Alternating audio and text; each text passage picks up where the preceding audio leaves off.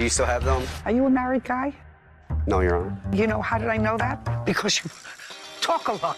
This is Judy Justice. Kenneth Bearden is suing his customer, Zach Thompson, for the balance of a puppy. Court come to order. All rise.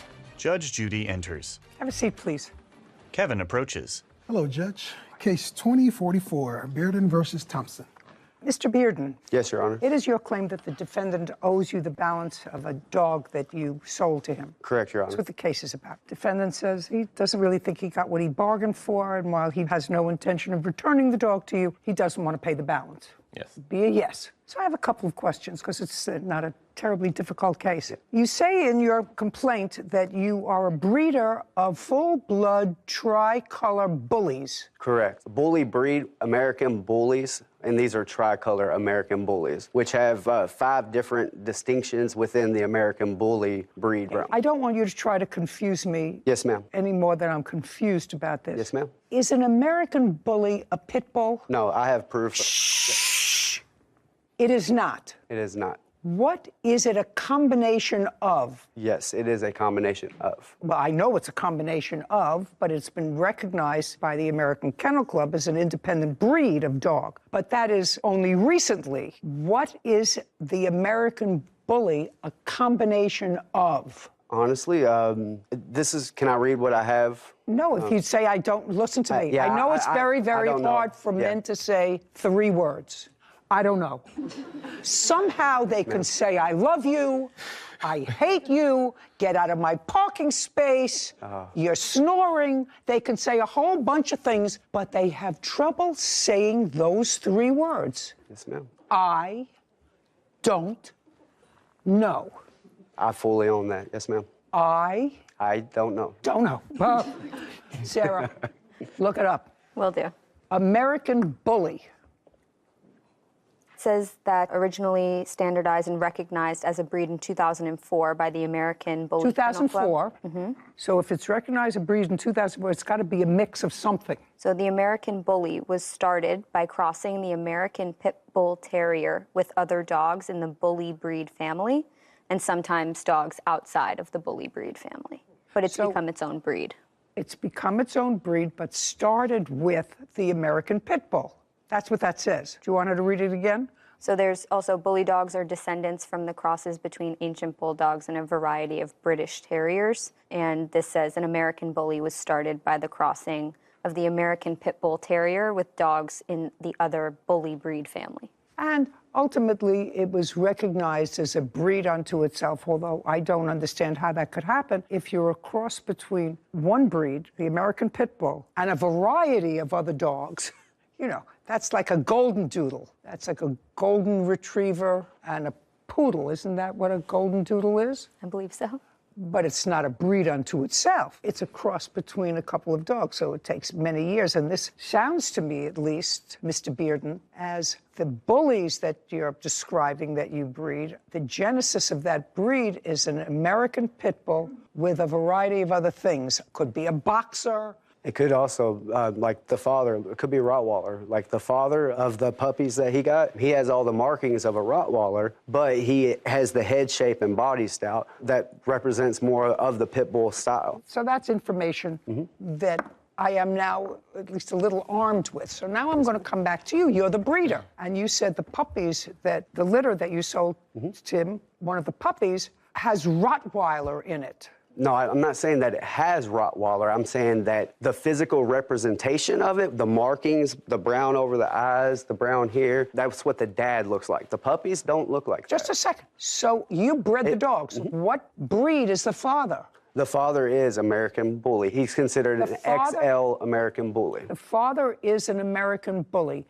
In the father's history, it appears, based upon the look of the dog, is this what I'm understanding? Yes. It's a Rottweiler. In the history of the dog. Yeah, it could possibly, yes. That's why he looks like that now, yes. It could possibly be a gerbil, but a gerbil doesn't have distinctive markings. What you're telling me is the dog has the distinctive markings of a Rottweiler, but the body of a Pit Bull. Yes, Your Honor. Oh, what a combo.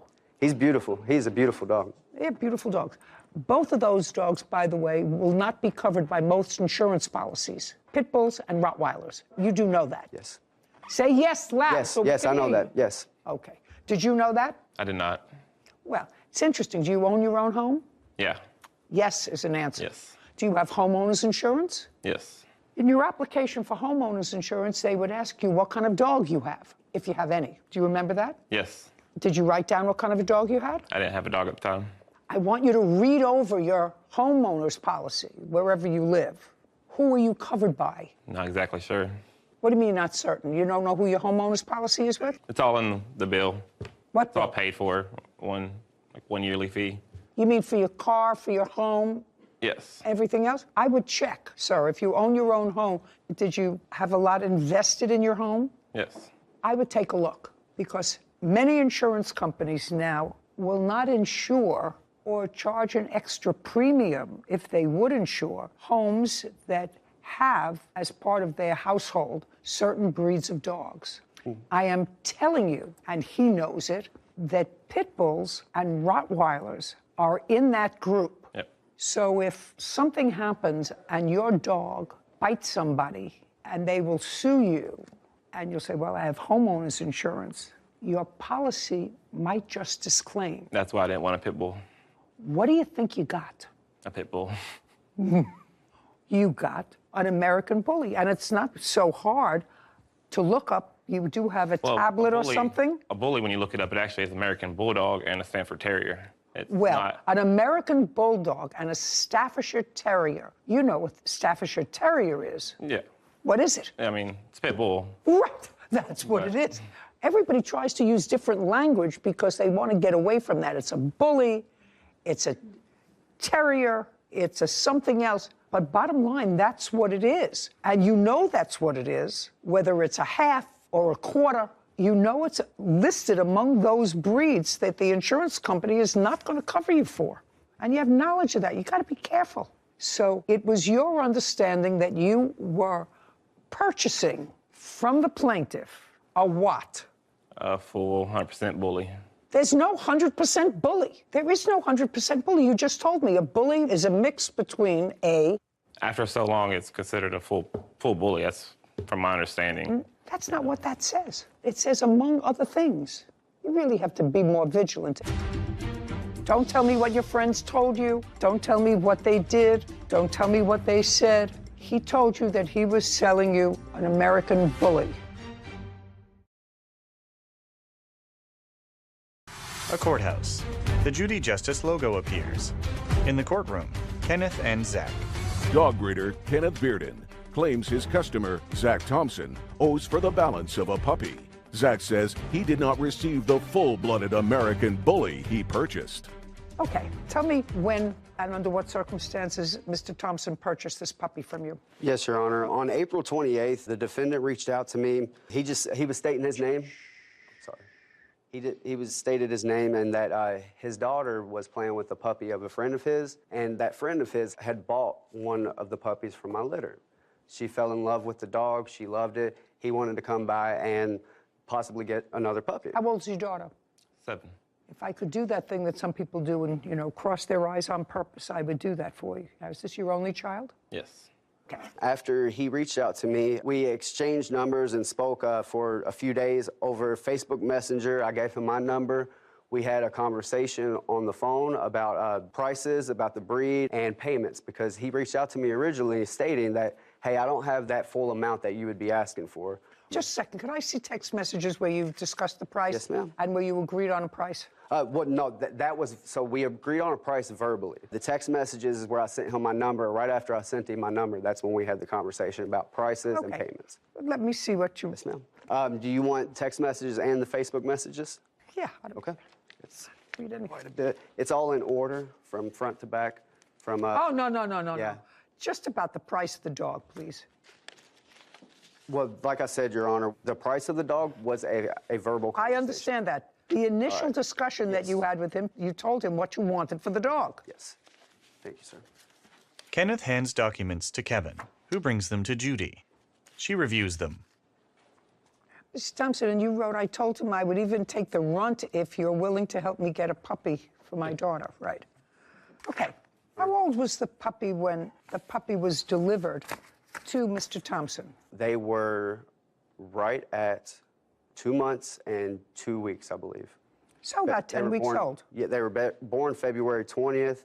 This was May 1st when they were. Do you have a contract with him other than over the phone? When he came there that morning, It's just that's either a yes or a no. No. You do not have a written contract. the only contract that we have is of him giving me his ID, letting me take a picture of it because I didn't have any pen or ink at the Okay. time. You don't have a contract with him. No. Are you a married guy? No, Your Honor. Yeah. You know, how did I know that? Because you talk a lot. Most married guys don't talk so much. They answer 2 or 3 words, and that's it. Do you live alone? Yes, it's just me and my son. How old is your son? He's 12. And how many of these dogs do you have roaming around? I have 2.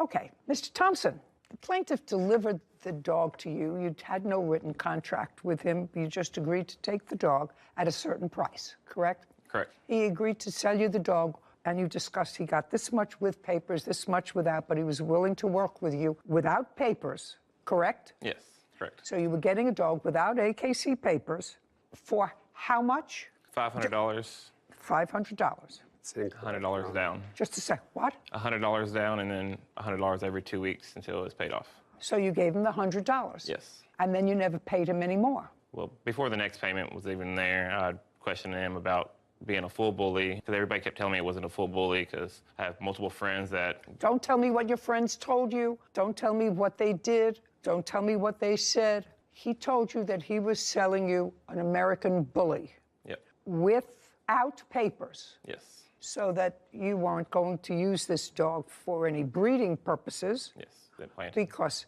you don't have papers, and that would be sort of foolish for you. Yeah. Did your daughter fall in love with the dog? Got the dog that she wanted, right? Yeah, a she little picked it out. female called Zoe. Zoe. Yeah, she picked her out. Your Honor. And she just I disagree with that also. what? When he originally arrived that morning, he was trying to get a different dog. He wanted a certain one. Just a second. Your daughter picked this dog out. Yep. Correct. You disagree with that? The daughter and him both wanted a different dog at first. We had our mind set on a certain puppy before we got there. When we showed up, the puppy that we wanted was getting taken by another people that he So trained your out there. daughter picked another puppy. Yes, yes. Correct. Let's not make this harder than it is. She picked the one that she was happy with. Yeah. And she's still happy with it. Yep. And she likes it. Yes. You wouldn't take it away from her. No, I would not. You wouldn't give it back to him. No, I would not. Then you have to pay for it. Well, I would have. What is so hard about that? Well, he lied about the shots. He never sent me proof of the first Just a shots. second. You have a contract. That's if you're going to pay. He says $750. You say $500. Whether it's $750 or $500, what you're supposed to have if you're a breeder is a written contract. If that's what you do, you have a written contract. I always have a contract when I buy puppies. The breeders, reputable breeders, demand it. They say that they guarantee the health of the puppy for a certain period of time. You can take the dog to have it checked by a vet within a certain period of time. It says whether the puppy had its first shots or second shots or had no shots. It says all that. That's it. Other than that, I don't remember what these contracts said, but I bought many, and they are pretty much standard. Yeah. You bought a dog for either $750 or $500 that you didn't pay for, and now you have a bunch of excuses. Did you take the dog to a vet Yes. and have the dog tested as to its heritage? I have not. Well, then you can't tell me what your friend said to you. Whether your friend said that looks like, it doesn't look like, I don't know what it looks like. That's not relevant. If he's saying to you, this is an American bully, and you've had the dog professionally tested, the DNA of that dog tested, and it turns out that it's a cacophony of things, which clearly it is because it's a mix of things. What do you have to pay for the dog? You ate the steak. You don't want to give it back. The only question is, how much did you make an arrangement to pay? You say it was $750. Yes, Your Honor. Is you have any paperwork to show that? I do not, Your Honor. Like I said, when he left, I have them contracts. I didn't have any more printer ink. He had to leave and be somewhere else. That's when I asked to go ahead and take a picture of his ID, and I plan All to I get have the to show- contract at a later Mr. date. Thompson, Yes. was he originally asking for $1,000 for the dog? He never originally asked me for $1,000. No, but is that what your friend paid for his dog? I don't know what my friend paid for Well- the dog, but I know that he was having trouble selling him, so he marked down the price. I have a Facebook post where he actually, on his own Facebook, before I'd even... Oh, do you have what? I don't have it printed out. I have it on my phone. I'm willing to give Oh, yeah, I'd like to see it. Does it list a price on it? It's don't have the price. It just talks about where he's willing to sell them and work with people on deals and stuff because he couldn't sell them this before I even met the guy. Okay, well, so do you acknowledge that you posted that, sir? That you were willing to make deals with people because you were having difficulty getting rid of the puppies? You're going to pay him the balance of $400 now because you have the dog. Do you understand? A bully isn't a full-bred dog. A bully has a lot of other things in it. Do you understand?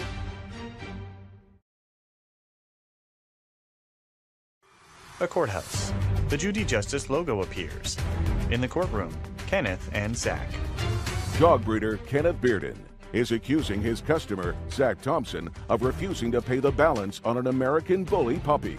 Zach says he didn't receive the purebred he was promised and tried to return the dog. Do you acknowledge that you posted that, sir? That you were willing to make deals with people because you were having difficulty getting rid of the puppies? No, Your Honor. Okay, I'd like to see you. Make it a little brighter. Because you say here that you usually sell them $2,000 with papers and $1,000 without. Yes. Okay. And my Just a second. Facebook. Just a second. Yes, Your Honor. 5 pups left and needing good homes. These are full-blooded American tricolor bullies. Please help us find them homes. I'm willing to negotiate and rediscuss price payment at any point. Okay, so you're willing to work with anybody? Exactly. Okay, so when you had a conversation with him, tell me what price you arrived at. We arrived at $750, and when we spoke, he told me that he would give me $100 every week. And also in our text messages, it also states where he mentioned if his taxes came, he would pay me in full. Okay, but you talked about pay $100 every week. Yes, yes, Your Honor. In my messages, there's a few times where I reference $500, and he never says, well, it's $750, not $500. Okay, can I see those? Yeah. I'd like to see them. In that message, Now, just, And we also talked. just give me the message. Okay. Here's the one that states 500 right here. Zach hands the document to Kevin, who brings it to Judy. Yeah, I believe that the price you negotiated was $500 because the only one of the litigants that has any messages, that has any number in it, is the defendant, who talks, at least on 2 occasions, of the fact that he doesn't want to pay $500 for a mixed breed dog. And there's nothing in it that says, sir, it wasn't $500, it was $750. You gave me $100, so you still owe me $650.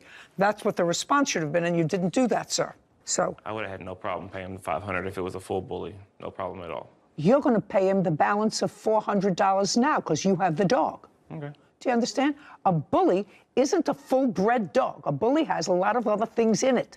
Do you understand? Well, and you want to keep the dog. No, I wanted to bring the dog back. He said I could bring the dog back, and then he wrote back and said, okay, I could bring it back. I just asked you a question. You want me to have her read it back to me? You just said. I don't want to bring the dog back now. Well, now is what we're talking about. Now is where we are. It's 4 or 5 months now. My daughter has fell in love. But the first 10 days, I did ask to bring it back. He said, okay. Right now, we're not in the first 10 days. Right now, we're here. I asked you a question. Do you want to give him the dog back? If that's what it takes, yes. You ready to take the dog back? I do not want. Once we sold the animal, Well, if he says that there is no proof that this litter was a full-blooded American bully, and you have the American Kennel Club records that show that it is, because you must have registered the litter. That's what happens, Mr. Bearden, when you have a full-blooded dog. You register the litter, and then if you're selling it with papers, the new owner will register the dog with the AKC in their name. So all you have to do now is show me the registration for that litter. No, that's either a show me or I don't have it. I do not have that, Your Honor. Because there was no reason. That's why the puppies were $2,000 with papers and $1,000 without. There's no reason going the extra mile. That's why they have the $2,000 option of me taking that headache off their shoulder. No. That's a lot of who shot John, sir. If you are a breeder, that's what you identify yourself as. I am a breeder of. Yes, Your Honor.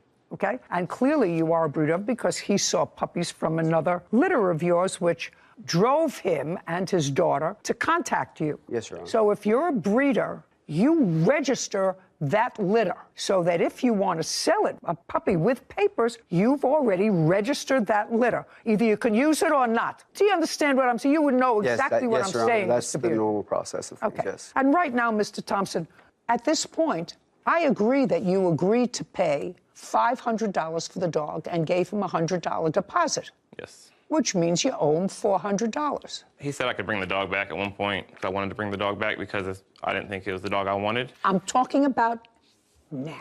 Yes, I know, but Then he said no. And then he said no 2 days later, and then he said he's going to take me to court, or he threatened me and said he's going to have someone come get the money out of me if not. And then that's when I stopped responding. After he threatened me, I stopped responding. And that was before our first initial payment. That was within the first 10 days, and it wasn't even in the 14 days yet when I was going to make my payment. Did you pay him? No, I didn't. $100? I paid him $100, yes. Yes, I'm talking about $100. Yes, I did. So what do you want me to do today? Either. I don't think he deserves nothing. He lied about the breed. No. He never sent me shots. He No. lied about those. Yeah, just a second. And then he threatened me. Do you want to return the dog to him, or do you want to pay him the $400? I'll return the dog to him. Fine. He's returning the dog to you. And You understand? I paid all the vet bills. Just a 4 second. Vet bills. I don't care, but I will prepare an order that within 5 days of today, you will deliver the dog back. He delivered the dog to you? No, You will. I went to his house, picked it up. You went to his house? Great. How far do you live from each other? 30 minutes, probably. Is there a police precinct in the middle? Because I don't want this done at anybody's house. What police precinct is closest to you, sir? It'd be Bullitt County Police Department. That's where you will meet 5 days from today. What's a good time for you? 4 p.m., 5 p.m. What's a good time for you? Whenever. 4 o'clock. Yeah. 4 o'clock. Yes, Your Honor. Fine. We'll prepare an order, give it to you. You meet at the precinct and exchange the dog. Will he pay me from what I gave him? He'll give you back the $100. What about all the vet bills? That you eat. Okay, Got it? Yes, Your Honor. That's the order. That's what he wants. sounds good. Let him go explain it to his daughter. Perfect. Thank you. Let him win. This court is adjourned. Yeah, I don't know what exactly I'm going to do moving forward. I didn't feel like I got the dog that I wanted. I never made a threat to him, never did anything like that. I told him that I would take him to court. There was definitely a better dog out there. I'm an honest, hardworking man, and I deserve what he's supposed to pay to me. Sarah and Judy. So I was so confused because as I'm looking for where it comes from, because I know it's not a purebred, it said the American Bully is a great family dog because although bred from pit bulls, which sometimes have an aggressive tendency, the aggressive tendencies of American Bullies have been bred out. And I was a little bit confused how you could breed out the aggression. I don't know. I hate to be that guy going home today to explain to his 7-year-old that she's losing her puppy. Oh, yeah, I would I'm not like to glad be I there don't have to again. go home to that. Title, Judy Justice. Have you been cheated? Go to judyjustice.tv. You were not given 30 days notice. You were given a 3-day notice. She's yelling, "Here, I'm giving you this notice," and threw the paper in my face. Do you have a copy of it? I don't have a copy of that. Why not? That's the whole point of this. This is Judy Justice. Her former property manager, Tracy Shaw, for wrongful eviction and an assault. Court come to order. All rise. Be seated, please. Kevin. Case 2097, Duran versus Shaw. Thank you. You're welcome. Mr. Wren, the defendant is the property manager at a place where you used to live. Yes. And you are suing her for evicting you from that place. You want a whole bunch of money. You're suing her for $10,000 for your moving expenses, for assault, for emotional distress because you had to move. Ms. Shaw says that your behavior caused you to be evicted. You violated the rules, and that's why you were served notice of eviction. So first, let me know when you started living at the property that is managed by the defendant. In 2019. Did you have a lease? Yes, I did. Do you have a copy of that lease with Yes, you? I do. I'd like to take a look at it. Melissa produces a document, then hands it to Kevin. He brings it to Judy, who reviews it.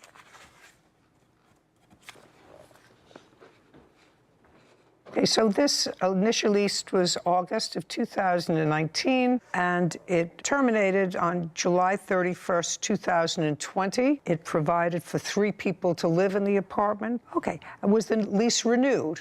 Nope. Okay, and so then you became a month-to-month tenant? Yes. And that was in February of 2020? They also increased the rent. That's okay, they're allowed to do that. That's a business. I know. They're allowed to do that. When your lease was extended on a month-to-month basis after February of 2020, would you tell me if the same people lived in the apartment as were on the original lease? No. So more people moved in? Yes. Who? That would be my sisters and my mother. Sisters? Yes. 2 sisters? Yes. They And were. when did they move in? Maybe about, maybe 2020, maybe? Couldn't really be positive. So that would have been in violation of your original lease? Yes. And it was an apartment that you were Yes. renting. And the apartment complex has a pool. Yes, it does. And the incident around, circumstances surrounding this eviction that was served on you, that happened in what month and year? It was in June of this year. How long, Ms. Shaw, have you been the property manager? Since the end of November of last year. November of 2021? Yes. And in November of 2021, did you know that there were additional people living in the house? Yes. And didn't tell her that they had to vacate, that it was in violation of the terms of her underlying lease? I had that morning, actually, when the confrontation happened. No, I I'm had talking just- about, pay attention. My question was, did you register any complaint with the plaintiff about the additional people living there? Be very careful that you tell me the truth, because I know that you think you may know where I'm going, but you don't. Did you make any complaint to her November, December, January, February, March, April, or May?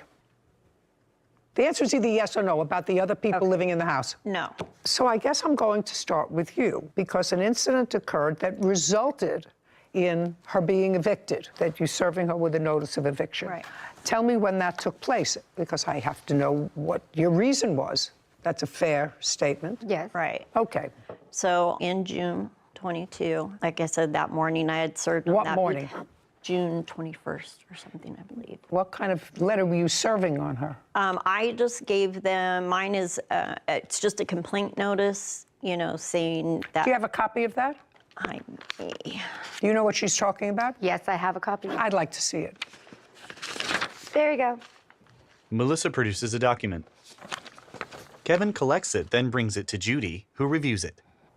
Okay, well, this is a letter that says you and your company were eating and drinking in the pool area. Even after I told them to stop, that it wasn't allowed, they did not stop. And there is absolutely no eating or drinking in the pool area.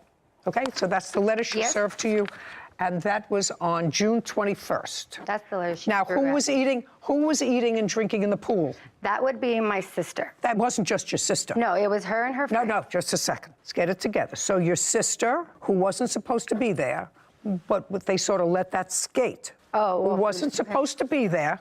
Okay. Okay, so your sister and who else? That would be my sister, her boyfriend, and 2 of her friends, or 3 of her friends, I think. Had they ever been to the pool before? My sister has, but not her friends. So the person who wasn't supposed to be living with you, that's your sister, Yes.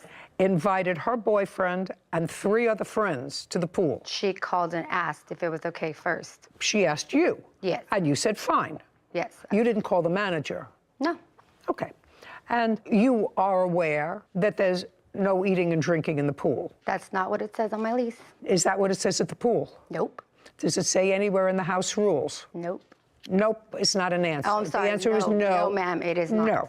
Now, when you've been living there for a long time, do you use the pool? Yes, I do. Ever had any trouble in the time from November of last year? Ever had any complaint? Nope. Nope is No, not an sorry, answer. sorry, No I'm is sorry. the answer. No, Yeah, no okay, complaint. no, sorry. Okay. And did you discuss with your sister and her friends that there were any rules that she had to abide by? No, I did not, because I was not home yet. Stand up. Melissa's sister rises. First name is? Aaliyah. You were their boyfriend and 3 girlfriends. Any children? No. You know this lady? Yes. What happened when she came to tell you that there was no eating or drinking at the pool? So we were standing. Just what happened when she told She you? came screaming at us, telling us that we needed to get the food out and that we needed to go. Get the food out. What kind of food had you It was brought just in? pizza and like a soda and water. So it wasn't a piece of fruit. You were having a meal there, pizza Yes. and food. Had you ever seen your sister bring food into the pool area? Snacks, yeah. Yeah. I'm not talking about snacks. Did she ever bring food into the pool area? No. What prompted you to order food into the pool area? It was a hot day and we were hungry and I'm not sure. You asked your sister if it was okay if you and your friends came. Yes. Since you never saw anybody, because usually there are signs posted around a pool. I've lived in enough places to know, and the pool signs usually say no jumping in the pool, no food or drink around the pool, right? Yes. Most pools say that. Yes. Did this pool say that? It just said, like you said, no jumping in the pool, no diving, to come into the pool, but it never said nothing about food, drinks, nothing like that. Really? Yes. Okay. So now you please establish to me, Miss Shaw, that there was notice that there was no food and drink at the pool. Their pool addendum. May I see? Tracy hands a document to Kevin, who brings it to Judy. And then also no guest addendum. Just a second. It's all part of their... Hold on. You're Melissa Duran. Yes, I am. And that's your signature? Yes. Yes. The pool is reserved exclusively for the use of residents of the building. That's what it says. Okay. That's what you signed. No diving in the pool area, no intoxicated persons. Okay. I just want you to show me here, first of all, the only thing that they are violating is that pool is reserved exclusively for the residents of the building. That's in here, but I don't see anything about food. The new pool addendum wasn't part of their contract. So when we put out the new one, it was for more updated tenants, but we didn't serve them on the food, we served them on the guests. Is what you're saying to me, the only thing that she signed is this, and there is no sign around the pool that says no eating or drinking? There is a sign by the pool. Do you have a copy of it? I don't have a copy of that. Why not? Caption, coming up. I texted her that I was sorry that they had food in the pool, and I did not know that. So that you knew they weren't supposed to have food in the pool? Yeah, but I didn't know they bring it. The thing. Just a second. That's not what I asked you. A courthouse. The Judy Justice logo appears. In the courtroom, Melissa and Tracy. Melissa Duran claims her former property manager, Tracy Shaw, owes for a wrongful eviction and an assault. Okay, go ahead. Because she had moved in prior to them changing the pool addendum, I posted the new pool addendum on all of the doors, and I have actually text messages of Melissa asking me, can we, the no floaties? And I said, well, of course, May I? For children and whatnot, but not big floaties. Okay. So she was acknowledging the pool addendum that I had. That I'll see. Now, she's going to show me your text messages to her. Yes. So you received the revised pool rules? Yes. And did the new pool rules say anything about guests? No, it did not. So if it said nothing about guests, you originally said that the pool is specifically reserved for residents of the complex. Yes. And according to you, the new pool rules, do they talk about having floaties in the pool? Yes, it did. Did it talk about having guests at the pool? Yeah, actually it did. And what did it say? There was no problem, just like on the original lease. It was No. fine to have guests in the pool. No, that's not what this says. This says that the pool is reserved for residents of the building only. Well, we were already told before that it was fine to have guests. This is the contract that you signed. Yes, I understand. So this is the first one that you signed, this one. Mm-hmm. And absent anything else, this says no guests at the pool. This says residents only. Okay. You say that it was the new rules allow you to have guests, or were they silent? There was nothing on there saying that you cannot have guests. It was mainly just saying that you cannot have floaties, you cannot jump or run into the pool. Just a second. Did it say anything about food? No. Is there a new sign posted around the pool that talks about food? No, it does All I not. want to see is, Miss Shaw, Right. something in the new rules that talks about food. And I'm getting very bored with this. Now, when Miss Shaw came over and told you couldn't have food, you had to get rid of the food, about what time was that? Probably like 5, 6, I'm not exactly too sure. And when had this food and stuff arrived? Was it? We brought it. We were coming in with the food. We walked in with the food. I'm pretty sure Just a she's seen second. us. So you and your group, 5 people, walked in with dinner to the pool area. And did the dinner include any alcoholic beverages like beer? No. What kind of drinks were there? It was Pepsi. It was soda. And what happened when Miss Shaw came over and told you weren't allowed to have the food at the pool? She came very aggressively. Okay, she came aggressively, and she said, you're not allowed. She stormed out and screamed, get the food out, and you guys need to leave. And so what did you do? I told her, okay, I'd get the food out, and I made a call to my sister to come help me with the food. And as we were packaging... Where was your sister? She was upstairs. So when you came out with the food, you came out of the apartment? No, we had just gotten there. We were coming from another pool area that wasn't What other open. pool area? My boyfriend's friend. We were going to swim at his pool, but it wasn't available because there was too many people there. Were you at your boyfriend's house during the day? No, I was at school, and they were all at work, so we all just met up after everything. Okay, so you were asked by Miss Shaw to get the food out, and then you called your sister. Yes, and I told her. And then what happened? And I told her if she could come get the food while we swam, or if not, that we were going to leave. Why didn't you just get out? Well, because I was trying to help, because we were splitting the check through it, the money, so we're splitting the pizza, who's getting what, and all of that. And before we even could leave, she stormed out again, screaming, saying, you guys are getting a notice, you guys are getting a notice, and running up the stairs to her, because she was coming out, and she was hey, what's going on? And then she was like, you guys are getting a notice. I'm tired of everybody not listening and coming to me with your problems. And then my sister was like, whoa, hey, relax. I'm coming to get the food. And then she threw the paper and my sister backed up Okay, she, so the letter, she gave your sister the letter. It was a notice. She gave you the paper that said, this is a complaint. There are people in the pool who are eating, drinking, they don't belong here, they're not, whatever. She said, here's your notice. Yes. Okay, and that was on the 21st of June. Then what happened? Well, after she threw the paper at me, she turned back around, still yelling, and she stomped down the stairs, and I'm trying to tell her, you didn't give me time to come and get the food. And she ran back in her apartment and slammed her door. And she went back to her apartment, and you went where? Back into my house. Okay, you went back into your house. And what did you do when you went back into your house? When I got back there, I texted her, telling her that I was sorry that they had food in the pool, and I did not know that because I did not know at the time. Just a second. So, Ms. Duran, let's cut to the chase, so that you knew they weren't supposed to have food in the pool, only snacks. Yeah, but I didn't know they bring it. Just a second. That's not what I asked you. Okay, I'm sorry. You knew that there was no food in the pool, only water and snacks. Okay, yes. So you knew that. Okay, yes. Okay. Now, if you know that, and you have given, I'm just telling you what the law is. Mm-hmm. If you know that there is a rule, and you don't convey that, that's your problem, okay? Okay. All right, so that's June 21st, when guests that you agreed to have in the pool, you didn't know that there was food there, you knew that there wasn't supposed to be food there, that knowledge is imparted to your guests. That's a legal assumption. I want to know what happened after June 21st. When were you served with a 3-day notice to quit? I believe it was on the 24th. I'd like to see it. Okay. I have 3 of the same. They sent me 3 of them. I just have to see one. Did the attorney, who you say you gave by a cash app, return any of the money?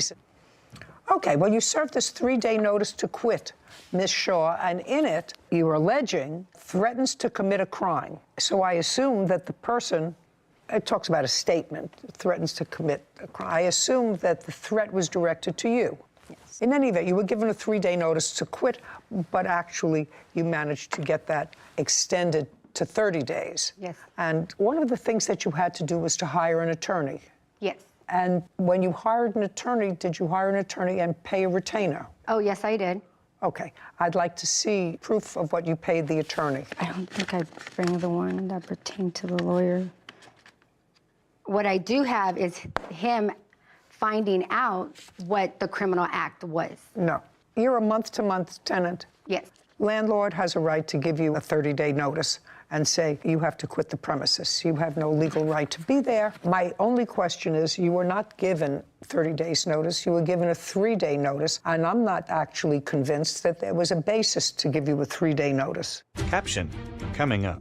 If I called him, would he tell me that you paid him $1,200? Yes, he would. Though I still owe him $250. So you paid him $950. Okay, okay. What do you mean, okay?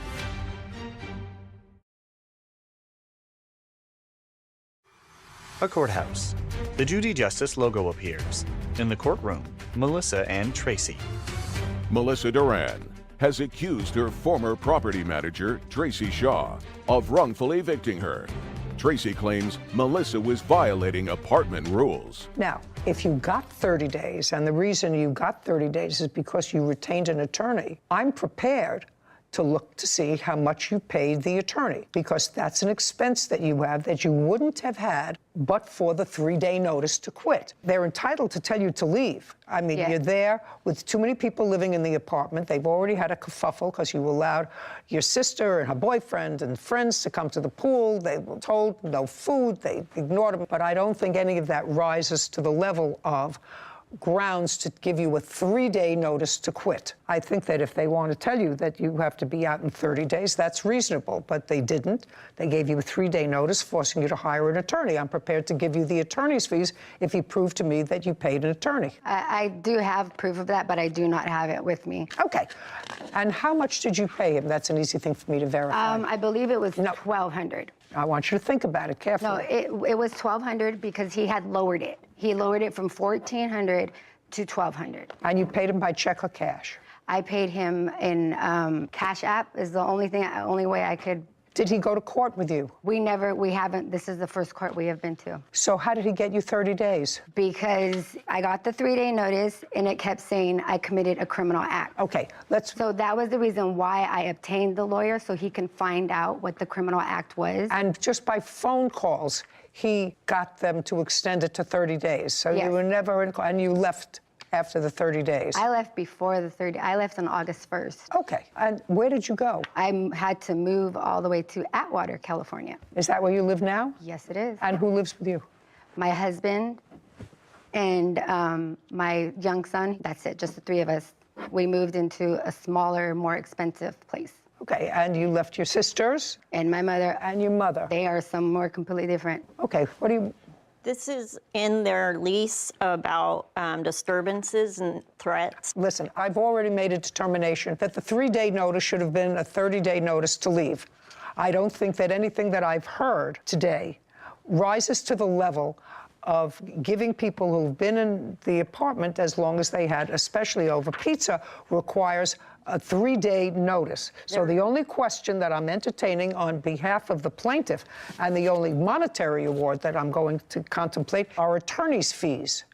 Did the attorney, who you say you gave by a Cash App, return any of the money since he never had to go to court for you? No, he did not. Just a second. If I called him right now, would he tell me that you paid him $1,200? Yes, he would. Yes, he would. Though what I was going to tell you is that I did not have enough to pay him completely. I still owe him $250.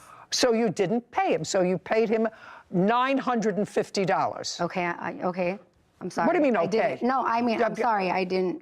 So you paid him $950? Yes. I'm awarding you $950, which are your attorney's fees, for the reason that, I'm speaking, for the reasons that I've stated, because they have an absolute right to give you a 30-day notice, tell you to leave, and there was a basis for it, actually. And you know, there was a basis for saying your guests, which is you, are not abiding by the rules. You're a month-to-month tenant.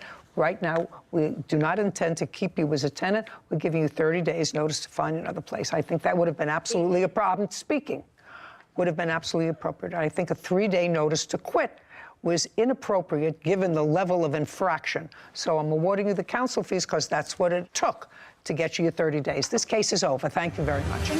This court is adjourned. Tracy. I'm disappointed in the decision. Her actions of her aggression, throwing something in my face, that was a little bit excessive. I don't feel that I got to say more of the story that continued to happen. Her actions caused me to get evicted in 3 days. They have bad character, and so I don't think that I owe them anything. I mean, I didn't think anything like what come to this, you know. I'm just glad they're gone. I'm happy to be out because I just really wanted her to be held responsible for what she did. Sarah and Judy. So a trend I've seen a lot here is plaintiffs suing for wrongful eviction when they're a month-to-month tenant.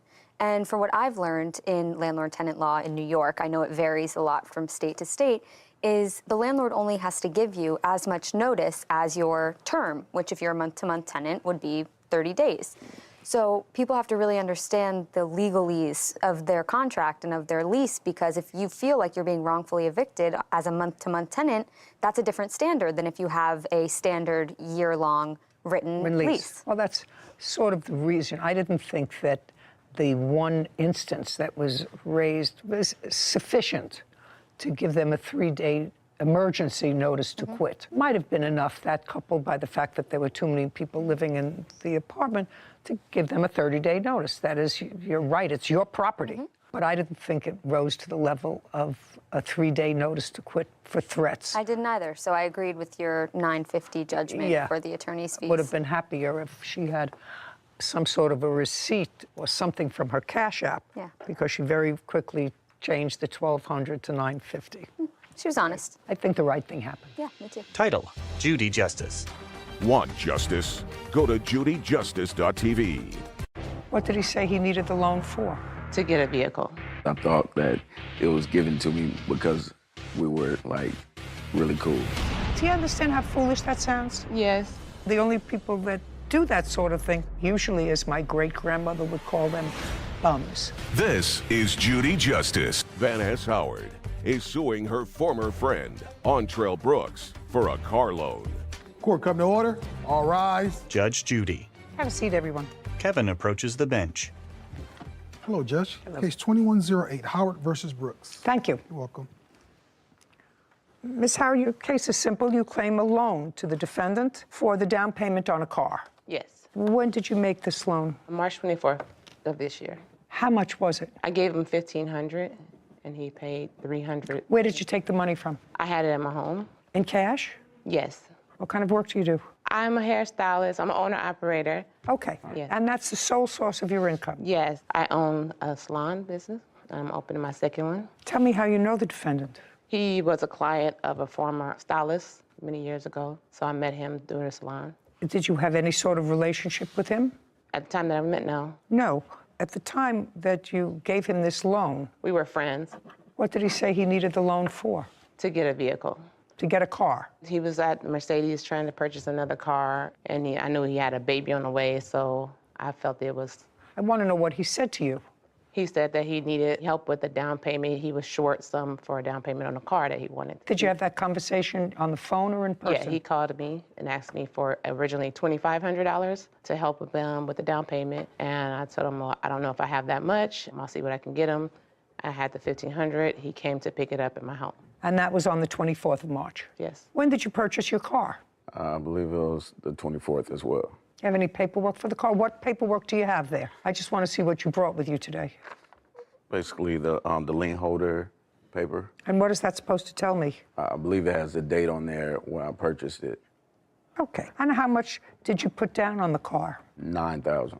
Did you trade in a car? No. Why did you need $2,500 from her? I actually didn't ask for it. I just mentioned to her that I No, needed just a it. second. I asked you a question. Okay. Why did you need extra money towards the down payment? Did it affect the payments? Did it affect the insurance? Did it affect the yes. premium? Basically, the car, it was like $74,000. So if I was to put down a lower payment, like you were saying, the payment would be higher for the monthly. So if I put down a little more, it dropped it down a little bit. Yeah. Yeah. Yeah.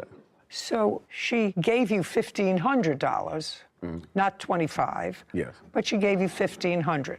Yeah. And she gave that to you around the same time that you purchased the car. Were you current in your insurance payments on the car? Yes. And then you crashed the car. Yes. And the insurance company paid the lien holder on the car. Yes. Made the payout. Yes. So you didn't get any money from the insurance. No. So now you have no car, right? I don't know if you have a car now. I have a car, yes. Well, you got another car. Yes. What kind of car did you buy? Tesla. A Tesla. And how much did you pay for the Tesla? I put down like $8,000. Where'd you get the $8,000 from? I work. I have a place where I hold traveling nurses. Did you take the money out of a bank, or did you have it in cash? I had it in cash. The $8,000. Yeah. How much money do you make from this business that you have? It varies depending on how many nurses I have staying there. So you own the property, or do you manage the property? I manage the property. So it's basically housing nurses or people that travel for business. And how long have you had that business? I've been doing that for maybe a couple years now. That's how you support yourself? That, and I do training as well, fitness training. Okay, so now you paid back $300 of the 15, right? I gave her $300. Right, and when did you give her the $300? I'm not quite sure the date, but Give me a month. I'm not quite sure. When did he give you the $300? May 17th. Okay. Tell me why you gave it back, the $300. I gave it back to her because she basically... Not basically, this is basically. Because she kept asking for it. So just to get her off me for a second, so I gave her $300. Just I didn't feel like I owed it to her because I thought that, you know, it was given to me because we were like really cool. Just a second. Okay. All right. Well, Miss Howard. You Miss can't Howard. be serious. Miss Howard. Yes, ma'am. How long have you been operating your 2 salons? I'm opening a new one now, and the first one was opened in 2012. Do you live with anyone? My children. How many kids do you have? I have 3. How old are they? I have a 17, 18, and 21-year-old. Big kids? Yeah, college and high school, yes. Who supports them? I do. From Their your father work? helps too, yes. From your work. Do you live with their father? No. No. But he also helps. with Yes, them. he does. And you sound like a really intelligent, put-together woman who's had her own business, who's got 3 kids, college kids. Yes. Moving forward. Yes. Why? Why do you think, you know, I know that you work, because if you're a hairdresser and that's your source of income, you work really hard. It takes a long time to accumulate $1,500. You know, I'm sure you get some tips and stuff. That's the cash that you keep. Yeah. So you work hard and you've got 3 kids who need money. He wants to buy an uber expensive car and he wants his payments to be lower. So he says to you, not that he needs it. See, he doesn't need it to get a car. He wants it to make his payments lower. That's not how he presented it to me. How did he present it to you? He said he needs help, he needs the money for the down payment, and I knew, he told me that, you know, the situation, his car got taken away or whatever. And his car got what? His previous vehicle was taken from him. From how? I don't know. What kind of a car did you have? Before you bought the BMW? That's what it was. It was a BMW. Oh, and then you bought a Mercedes? Yeah. Okay, so you bought, sorry, I got that confused. You bought the Mercedes using some of her money. Before that, you had a BMW. Yes. Okay, and now you have a Tesla. Do you understand how foolish that sounds? Yes. You don't want to sound foolish. Well, like I said, he's had a baby on the way any day now, and my compassion for the situation, I was like, okay, I'll give you that. And I know he's had a source of income. It's not like I've ever known him not to have an income. So I felt like, okay, he'll do right by me. Of course, he didn't, we see. Do you know how many people stand in exactly that spot and say, you know, I trusted him, he gave me this story, he gave me that story? Yes. And what I'm telling you is, most of the people standing there, for some reason that has always baffled me, are women. Caption coming up. Any guy who takes money from you to lower his car payment and buys a car for $75,000, the only people that do that sort of thing are untrustworthy. Then you change the contract and you said, not acceptable. You're behind $500 and a late payment will only be acceptable with a current payment. Is there anything about that in your contract? There's not. Okay, so if it's not in your contract, it doesn't exist.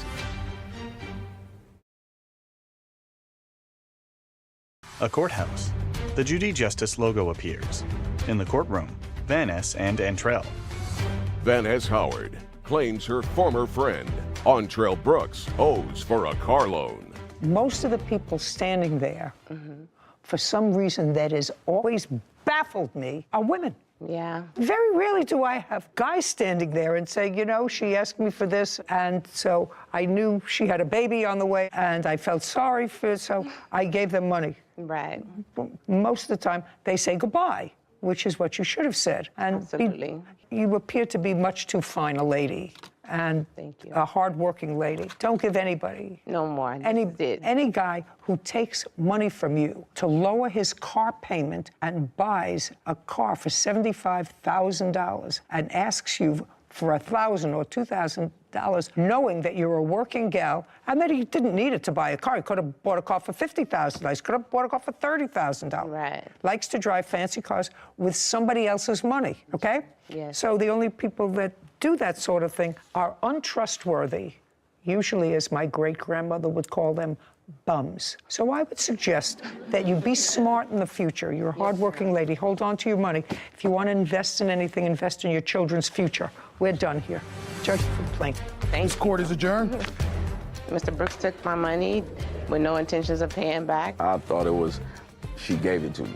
Oh, car crashed, my tires got slashed. I thought it was a gift because she really liked me. Don't let men borrow money. Judy and Sarah.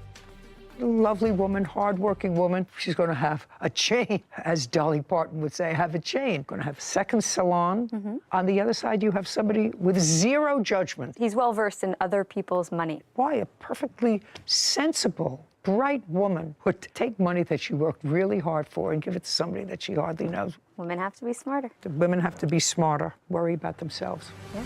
Case 2113, Pickett versus Glick. All parties, please step forward.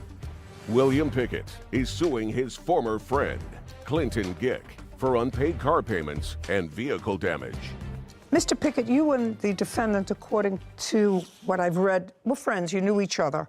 Yes. You had a car that you were interested in selling. The defendant was interested in purchasing the car. Your car was 10 or 11-year-old vehicle, Correct. Is that correct? Yes. When had you purchased it? I purchased it about a year or so prior. So you only had the car for a year. You were not an Short original amount of owner. time, yeah. Did you pay cash? I did. How much did you pay for the car? Roughly $10,000, $10,000. No, I want to know. I mean, you came to court today, not a roughly. Today we know the numbers. We're not talking about something that happened 20 years ago, something that happened a year ago. You bought a car a year ago. You paid cash for it, according to you. I want to know how much you paid for it. That's easy. You should have those records. $10,000. Well, now you say 10, right? Yep.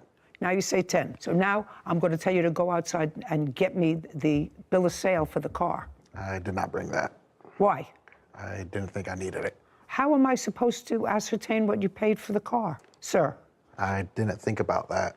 Should have thought about it. I thought about it right off the bat. You had the car for 1 year. And when did you sell it to the defendant? 3/18 of 22. For how much? $10,000. Well, then you're a genius businessman, because unless this 10, 11-year-old car, Mr. Pickett, had something really unusual about it, most cars depreciate the moment you drive them out of a lot. You bought this car from a company, which means you paid more for it than if you purchased it through a private person. You understand that? Yes. Of course. So there was clearly a markup. Sarah, take a look at a 2012 Dodge Charger with 148,000 miles. I got it. Between 7,500 and 10,000 for a private party sale. Okay, so as I thought, the value of the car went down from when you bought it, but you sold it to him for $10,000 because he was making payments. I assume because he was making payments. Did you have a written contract? I did. I'd like to take a look at it. William hands a document to Kevin, who brings it to Judy. She reviews it. Mr. Glick, how did you know each other, sir? We worked together. We'd known each other for about a year, I think, at the time the car was sold. Okay, so the first thing was he traded in something of value, which was he gave you a car. Correct. What kind of car did he give you? A Honda minivan. Did you have the title to that? Yes, I did. Did he turn over the title to you? He did. What did you do with the Honda minivan? I sold it. To whom? Someone off of Facebook Marketplace. Okay, when did you sell it? A few weeks afterwards. How much did you sell it for? How much did you say you sold it for? $1,000, $1,200. Let's get specific, Mr. Pickett. $1,000. I'm not exactly sure what he sold it for, but clearly acknowledges at least $1,000. So this is what the lawsuit is about, and I've read your contract. According to the contract that you have here, you listed the dates, the schedule of payments, and you marked off when he paid and when he didn't. But we're going to go through the dates, and your lawsuit seeks damages to the car, repo fees, the unpaid contract price of the car, because you repossessed it and you want him to continue until he's finished paying for it, right? That's what you want. Yes, ma'am. And the defendant has a counterclaim. And his counterclaim, in effect, although he doesn't articulate it in legalese, the basis of his countersuit is that there was never any meaningful breach of the contract, and that he tried to make his payments pursuant to the contract, and that you repossessed the car without just cause, and he's counterclaiming for the money that he put into the car as equity. That's what your counterclaim is. That's correct? Okay. So far, you put in $4,000. According to this, he paid you March of 2022, April. As a matter of fact, he made 2 payments. Correct. Payment schedule was for every 2 weeks. Shh. 6/17, he made a partial payment, but made that up on 7/1, so he was up to date. Then you say on the 15th of July, he missed a payment. Did you miss a payment the 15th of July? Yes, I did, Your Honor. Tell me why. At that point, the plaintiff had already threatened to repossess the car several times before I'd ever missed a payment on the car. Because you made a partial payment once in June. Yeah, and also... But then made it up again within 2 weeks. Yes, exactly. Okay, so you had already said to him, you missed payments, I'm going to repossess the car. I informed, I didn't threaten to repossess it. No. Yeah, yes. Yeah. Yes. Okay, so you missed a payment on July 15th. Yes, and I informed him when I missed the payment that the reason for missing it, he had just filed for bankruptcy, and with his bankruptcy and the threats to repossess the car, I had decided that I wanted to miss, as it states in the contract, that I could miss 2 consecutive payments before repossession. I wanted to talk to a lawyer and make sure that I wasn't going to be putting even more money into a car that you weren't going to have equity in. Exactly. Okay, so that's why you missed July 15th. Yes, that's Okay, correct. and it's the 29th of July, also missed. Yes. So I attempted to give Mr. Pickett a $500 payment on the 29th. He refused to accept that payment, and I have that in text. I'd like to see it. Text messages. I'd like to see it. Do you acknowledge that he attempted to give you a payment on the 29th? Yeah, he attempted to make a partial payment. He attempted to give you $500. Correct. Clinton hands a document to Kevin. And tell me why you didn't accept the $500. He missed the payment on the 15th. I informed him on the 16th that I would not accept a late payment unless it's in conjunction with the current payment. You can't change the contract, sir. You can't change a written contract. Caption, coming up. There was a loan on this car. Yeah, there's a title loan on it. Oh, you didn't tell me that. That adds a different wrinkle to this whole thing because he told me you paid cash for the car, so I assume there was not a problem.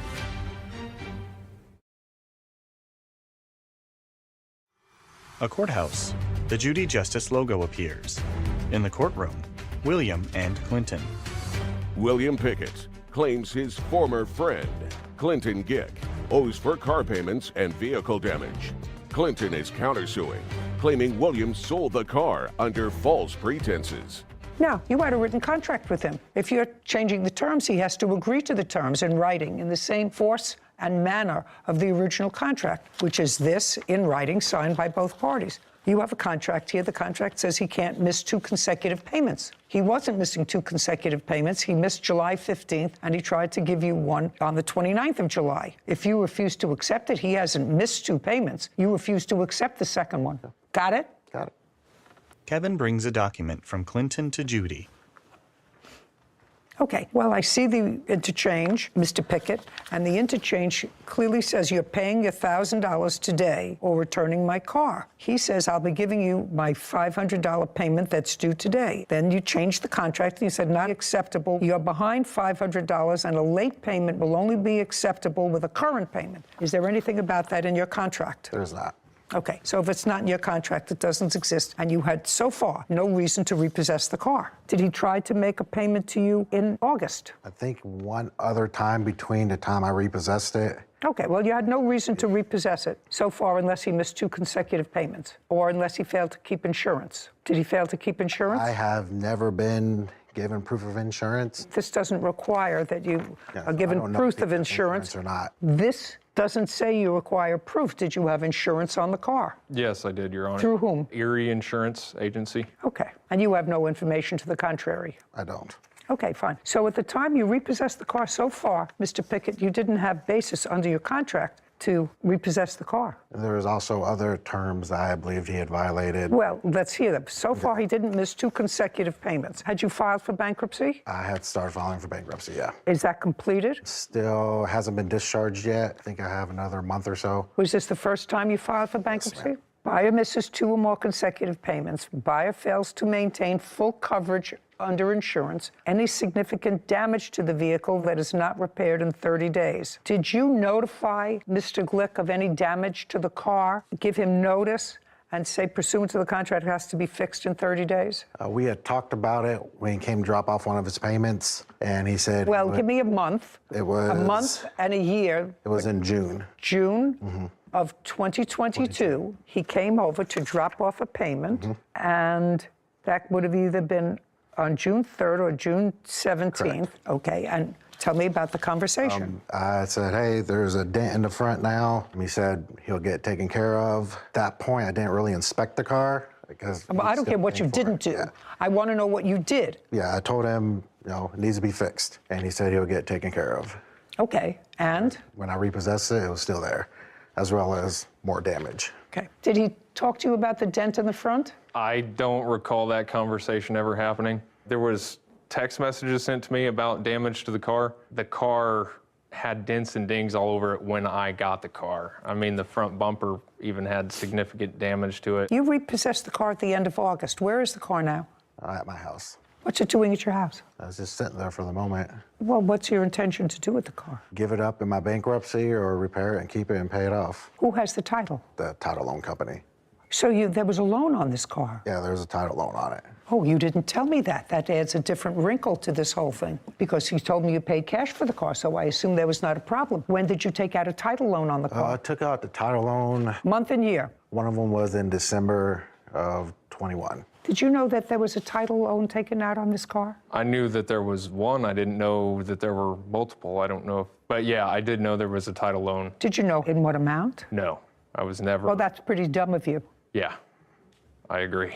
Well, because if you're buying something free and clear that he owes nothing on, that's one thing. How much was the title loan? Roughly $6,000 is what was owed on it still at that point when he bought it. How much did you pay off? A few thousand by that point.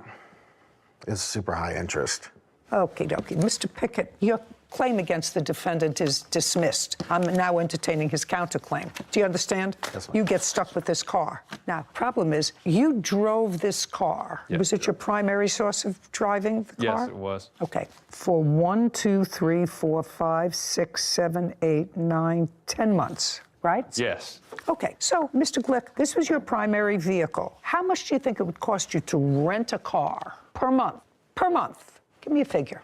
To rent a car Yeah. per month, I would say $900 a month, probably something like that, $900,000 a month, maybe. Okay. Based upon what you told me, it's not so egregious because you had the use of the car for 10 months. I actually don't think that an 11-year-old car would cost that much to rent. $900 a month, considering that you also paid for your own insurance. Correct. And if Correct. you rented a car, that the insurance would, of necessity, come with a car. Sarah, could you look up for me best deals on leasing a Dodge Charger? I don't know what that is. Is that a truck? It's a car. Is there a site where you could look that up? I'll see what I could find. But the intention was that money was going to go towards, something that I would own. Well, I understand that, outright. but you had full use of his property for 10 months. Sure. You don't think it's fair for you not to pay for some of that use? I would think the depreciation in the car for the mileage that I put on it would be more than fair. Absolutely. Everything depends on how much you put down versus how much you pay monthly, so there's a wide range. Give me the range. He didn't put anything. $786 a month, $843 a month, but these are for brand new Dodge Chargers, not for 2012. Oh. So. Okay. And according to you, the current low price on this car is $7,500 price. For a private party. For a private party, low price, $7,500. Yes. So you're going to resell this car, and the car is currently in working order, and the low price on that car is $7,500, right? Yes. And he's already paid you $5,000.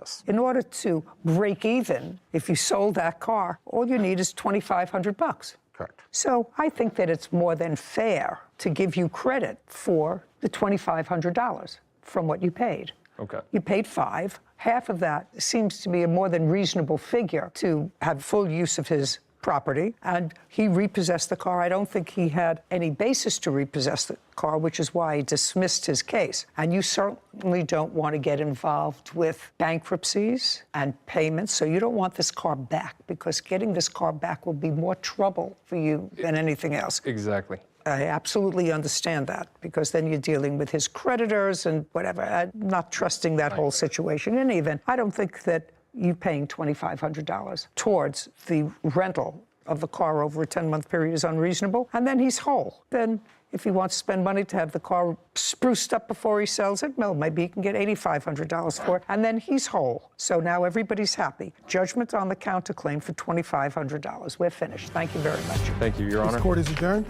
I'm very happy. Need a car? I had a car. I don't think it was an honest transaction on his part. I'll keep buying and selling. See, I think he was just trying to get a quick payday. Sarah and Judy. So I just want to make sure I have this right.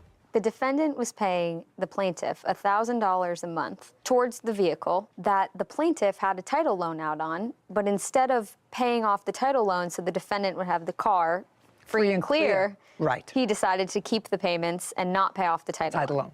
Correct.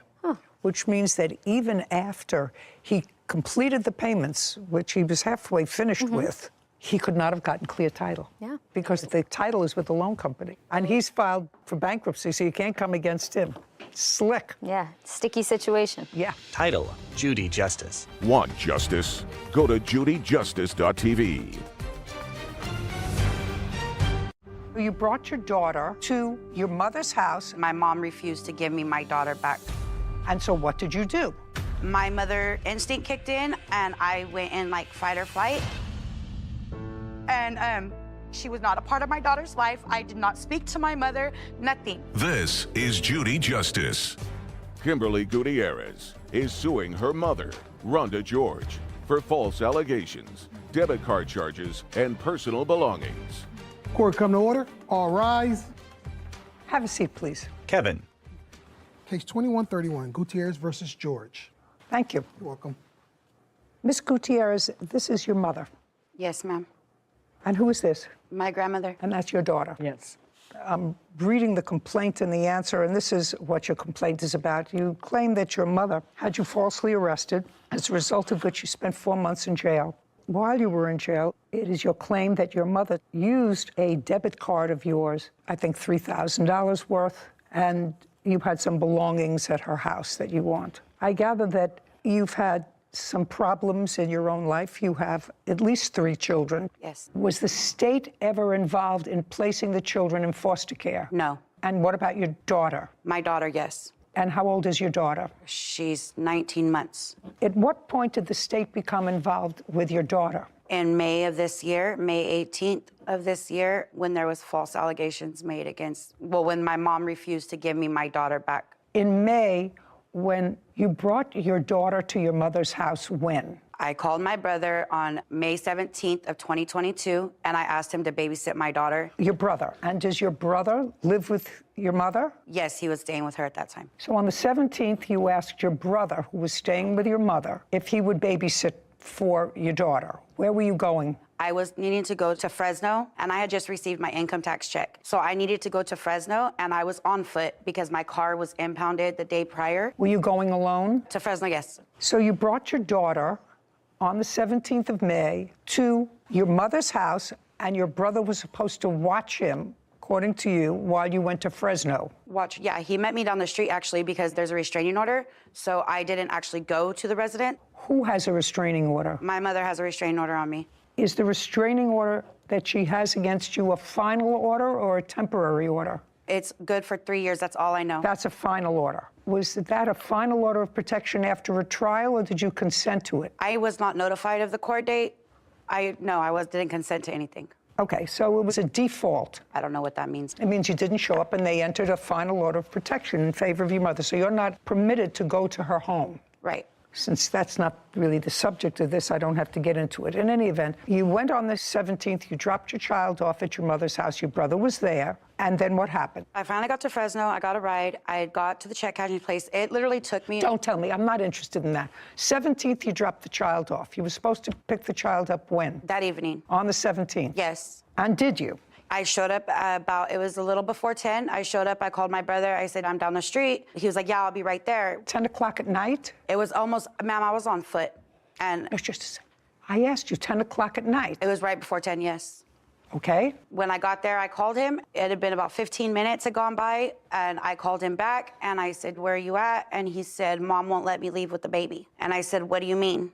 And he said, Mom won't let me leave with the baby. My mother instinct kicked in, and I went in like fight or flight, and I walked down to my mom's house, and I knocked on the door and was asking for my daughter. I finally came to my... Okay, so when your brother said that to you, instead of going to the police, you violated the order of protection. I ended up leaving and calling the sheriff. Okay, but you didn't. You went Of to course, yes. I was going for my daughter. Yes, ma'am. Okay. And what happened at 10 o'clock at night or 10:30? Yes. I finally realized that about 5 minutes of being at the house, I was like, okay, you need to leave. So I left because she wouldn't open the door to give me my daughter. I left. I called the sheriff. And so I told them the situation. So they had walked down to my mother's and let her know that what she was doing was basically... No, not what she was doing. The police came and told her with that they you. could arrest her. And told her that if she did not, that she needed to get my daughter back. But because it was late, the baby was already asleep. And so the cops that came back down to me and they said, look, we don't, because they knew me. Whatever. I'm allowing you to give me a certain amount of hearsay so that I can make this story make sense. Oh, okay. Do you understand? But don't tell me because they knew you, what they thought. Yes, ma'am. You were told to come back in the morning. Yeah, the agreement was that between my mom and the sheriff was that I could pick up Malia in the morning. The sheriff told me to call before 6 o'clock in the morning before he got off his shift and that he would come back out and do another standby. The next morning came. Between me and my grandma, I had us call my mom. And No, just a second. What does that mean between you and your grandma? Your agreement was you were supposed to call the sheriff. The sheriff, according to you, before 6. I called my grandma. No, not the grandma. The agreement was you weren't supposed to call your grandma. You were supposed to call Right, the but sheriff. I needed a ride. I needed a ride. So I called my grandma to have her come pick me up. Just a second. Where were you? I was staying at a friend's house. I didn't live in Selma. Just a second. You were staying at what friend's house? Kimberly smirks. Caption coming up. The sheriff came, got behind us, and tried to pin us in, and my grandma went to take off. So your grandmother was driving. Yes, ma'am. And she was trying to evade the police to go someplace else. A courthouse. The Judy Justice logo appears. In the courtroom, Kimberly and Rhonda. Kimberly Gutierrez claims her mother, Rhonda George, owes for debit card charges and personal belongings. You were staying at what friend's house? My friend Isaiah's. Isaiah. Yes, I stayed the night there waiting for my daughter. Just a second. Isaiah. Isaiah what? Bonilla. And what is your relationship with He's my him? best friend. He's been my best friend since high school. Where are you living now? I live with my grandmother right now since I was released. Full time? Right now, yes. What do you mean right now, yes? I'm in the process of getting my own place. Okay, so you called your grandmother and then? Called the sheriff. And then? Waited for the sheriff to respond. And then? The sheriff did not respond for a few hours. Okay, so you were waiting for the sheriff to respond. The sheriff did not respond until when? It was after 7 o'clock in the morning, and it wasn't even, yes, ma'am, 7 a.m. 7 a.m. Your daughter is, according to you, 19 months old? 19 months old. And she had prior to that been living with you? Yeah, she was living with me all the time, yes. She was living with you? Yes, ma'am. Okay, so now let's get back to this arrest that you had. According to your papers, your daughter was with you up until that time. What time did she wake up in the morning? Usually she wakes up between 7:30 and 8 o'clock in the morning. Okay, well, then could you tell me why, if she wakes up between 7:30 and 8, why you would even contemplate picking her up before 8 o'clock in the morning? Because one of my issues was with certain officers that would have been responding, and the officer that responded the night of the incident, he told me if you wanted me to be the officer to respond, you need to call me before I get off my shift. Fine, but he didn't respond to you. But according to you, he didn't respond to you. No, it was so a different my officer. question to you is, They did respond at 7 o'clock in the morning. And did what? It was a horrible mess. Well, he did what? They responded. When they responded, he showed up. The officer told me that he did not want to be there. He said, if I have my way, you'll never see your daughter again. And I looked at him, and I said, wow, okay. What do you mean you looked at him? Where were you when you looked at him? I was right next to him, but I just... Where, at the precinct or at your house? No, down the street from my mom's. Okay, so he responded to you when you were down the street at your mother's house, and he said, I'm not getting involved in this, and if I had my way, you would never have your daughter. And so what did you do? So at that point, my grandma pulled up, and I told him, I said, your assistance is no longer needed, and that my grandma could just get my daughter. And he says, well, you already called me. The deputy did. So I said, okay, whatever. He asked me if I had somewhere to live, and I said yes, and whatever. And so he went down to my mom's. When he went down to my mom's, he was supposed to just go down there and get my daughter. When he was taking too long, I could walk so far this way, and I could see straight down my mom's street. So I did. When I did, I seen that my mom was out there just giving him an earful. I know this woman very well, okay? So I just imagined what was being said about me. Well, I guess the back door is screwed and nailed shut at the house. I don't know why. I don't know. It's not important. Yeah. So anyways, my best friend went over the back fence. What do you mean your best friend? Isaiah Bonilla. Oh, so you brought Isaiah with you. He went. Just a second. So you have your grandmother, and then you've got Isaiah, your best friend, also to go to your mother's house. Yes, ma'am. He got my daughter. Isaiah brought her to where you were. Yes. And then what happened? I started walking back towards Isaiah's house. When I started walking back towards Isaiah's house, my grandma pulled up in her car and she was like, are you ready to go get your car out of the impound lot? And I said, yeah, I'm ready. And so I got in her back seat with my daughter. When I got in the back seat, I got in the middle. Well, then she was like, well, I don't know what's gonna happen. Your mom's over there saying a whole bunch of stuff to the deputies, so I don't know what's gonna happen. And so I was like, well, I gotta go get my stuff from Isaiah's. So I go to jump back out the car. As I go to jump back out the car. Wait, just a second. Now you have your daughter. Because I needed my wallet. My bag was at Isaiah's. My purse and everything was at Isaiah's. I was gonna go back and pick it up. Well, right when we were gonna go back, the sheriff came, got behind us, and tried to like pin us in, and my grandma went to take off. So your grandmother was driving. Yes, ma'am. And she was trying to evade the police to go someplace else. Yes, ma'am. And how many police cars were involved? One. Were there ever any more than one police car? Once we got to the police department, of course, there's a police department. No, I'm talking about the number of police cars. So there's a police car now. Like coming behind us? No, it was just one. It was just one? Yes, ma'am. And you were accelerating to get there? Was the police car siren on? No. Well, how did you know that he was trying to pull you over? Because he tried to hit her car. Oh, that would give you a clue. So you're telling me he tried to hit your grandmother's car without notifying you in any way to pull over? Yes, ma'am. That's why I spent 4 months in jail, and I beat my case. I went to trial and beat my case. Everything was dismissed. I'm not responsible for the criminal justice system. I'm only responsible for what goes on here. Yes, ma'am. So I assume once you got to the police station, both you and your grandmother were arrested? Yes, ma'am. And that was in May? Yes, ma'am. And now uncross your arms. And now we're in December. Yes, ma'am. Of the same year. Yes, ma'am. And you're out of jail? Yes, ma'am. And you've been out of jail for about? Since August 25th. Who does your daughter live with? Right now, she's with the mentor. She's my ex-husband's aunt, ma'am. And who placed her with your ex-husband's aunt? I did. Not the court? No, I requested her. Does the child's great aunt have guardianship? No, custody? I'm getting my daughter back, ma'am. But for the last 3 months, she's been with this aunt. Right, because Child Protective Services did get involved, and Child Protective Services, I've been doing everything that... Well, that's what I asked you. I asked you whether Child Protective Services Child Protective Services did get involved with my daughter, yes. Did? That's what I assumed. And I've been drug testing, I've been doing... Just a second. Yes, ma'am. That's what I assumed, that Child Protective Services was involved. And so if Child Protective Services are involved, then they are overseeing the child's placement with the aunt. You have an ongoing case. Yes, ma'am. Probate court. No, not probate. Which one? Family court? Family court, yes. When was the case opened with regard to your daughter in the family court? May 18th, the day I got arrested, ma'am. And that child became involved with the foster care system in May. Okay, so your grandmother also spent a little time in jail. How much? 2 weeks.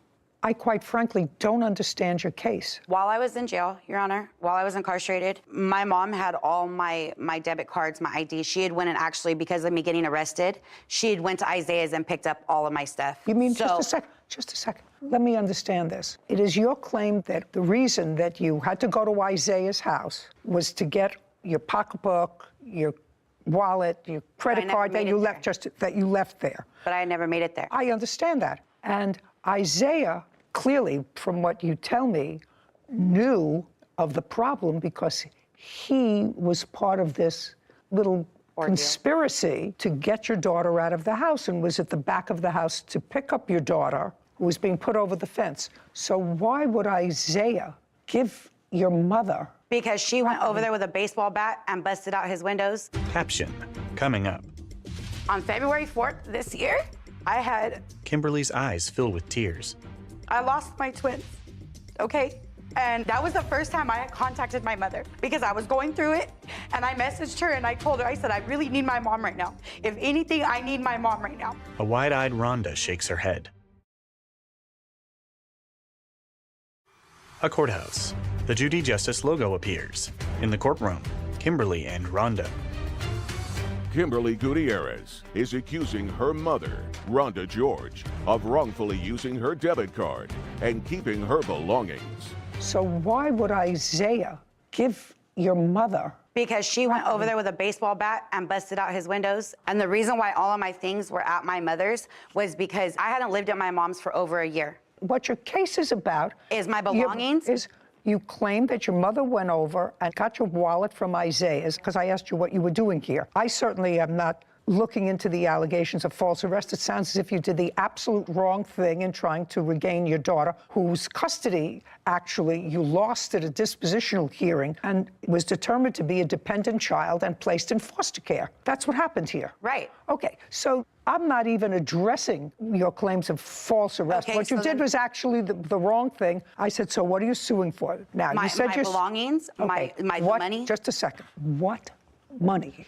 She used my CalFresh, which is my EBT food stamps, and my CalWorks, which is my cash aid through the welfare department. Just a second. So you're suing her for taking your food stamps and your welfare check? Right. Just a second. Your food stamps and your welfare check. And this is the statement from my tax return of all the money that was on there. On where? On my debit card. It had over $3,000 on it, and I marked what was used after she had picked it up. And then these are receipts from some of my belongings that was at her house. Just a second. You haven't lived in your mother's house? I moved back to my mother's in the beginning. Just a second. Yes, ma'am. You hadn't lived in your mother's house, according to what you said to me. Whitney, was it a year ago? Didn't you say that you moved out of your mother? My mom allowed me to come back. Because there was an order of protection. She had called me. I was living in Fresno, ma'am. Just a second. You hadn't lived in your mother's house. You said you were living with your grandmother. For how long were you living with your grandmother before May? I said I was living with my grandmother right now. I was living in Fresno, ma'am. I want to know what property you think... My clothing, my husband's clothing, my daughter's bassinet. I had jewelry there. I had all of my clothing. Why would all of your clothing be there? You were living with your grandmother. I hadn't moved into my grandmother's until I got out of jail. I was living in Fresno. And my mom... Just a second. You're not letting me talk. I'm not understanding your movements. Okay, my mom kicked me out in 2021, okay? My daughter was just a few weeks old. My mom kicked me out due to her boyfriend. She kicked you out? Yes. And? When she kicked me out, I went through Marjorie Mason, and Marjorie Mason had placed me in hotels. I was placed in hotels for about 3 or 4 months, okay? And then it was about January of 21. I was at this time, I was pregnant with twins. They had genetic defects. On February 4th this year, I lost my twins, okay? And that was the first time I had contacted my mother because I was going through it, and I messaged her and I told her, I said, I really need my mom right now. If anything, I need my mom right now. My daughter, she had not seen my daughter. She was not a part of my daughter's life. I did not speak to my mother, nothing. So she made an agreement that she would watch my daughter, because I had to go to San Francisco because I was too far along in my pregnancy, and it was just a big old mess. Do you have any of your daughter's property? No. Okay, now, let's talk about this card. Did you pick up her property from Isaiah? That's either a yes or a no, after the 18th of May. Well, how do I answer that when I did pick up her property, but her cards were not in there? Her driver's license wasn't in there. Her food stamp card wasn't in there. What were you doing at Isaiah's? So she asked... Was this when she was in jail? Yes, right after she got arrested. So I went down there.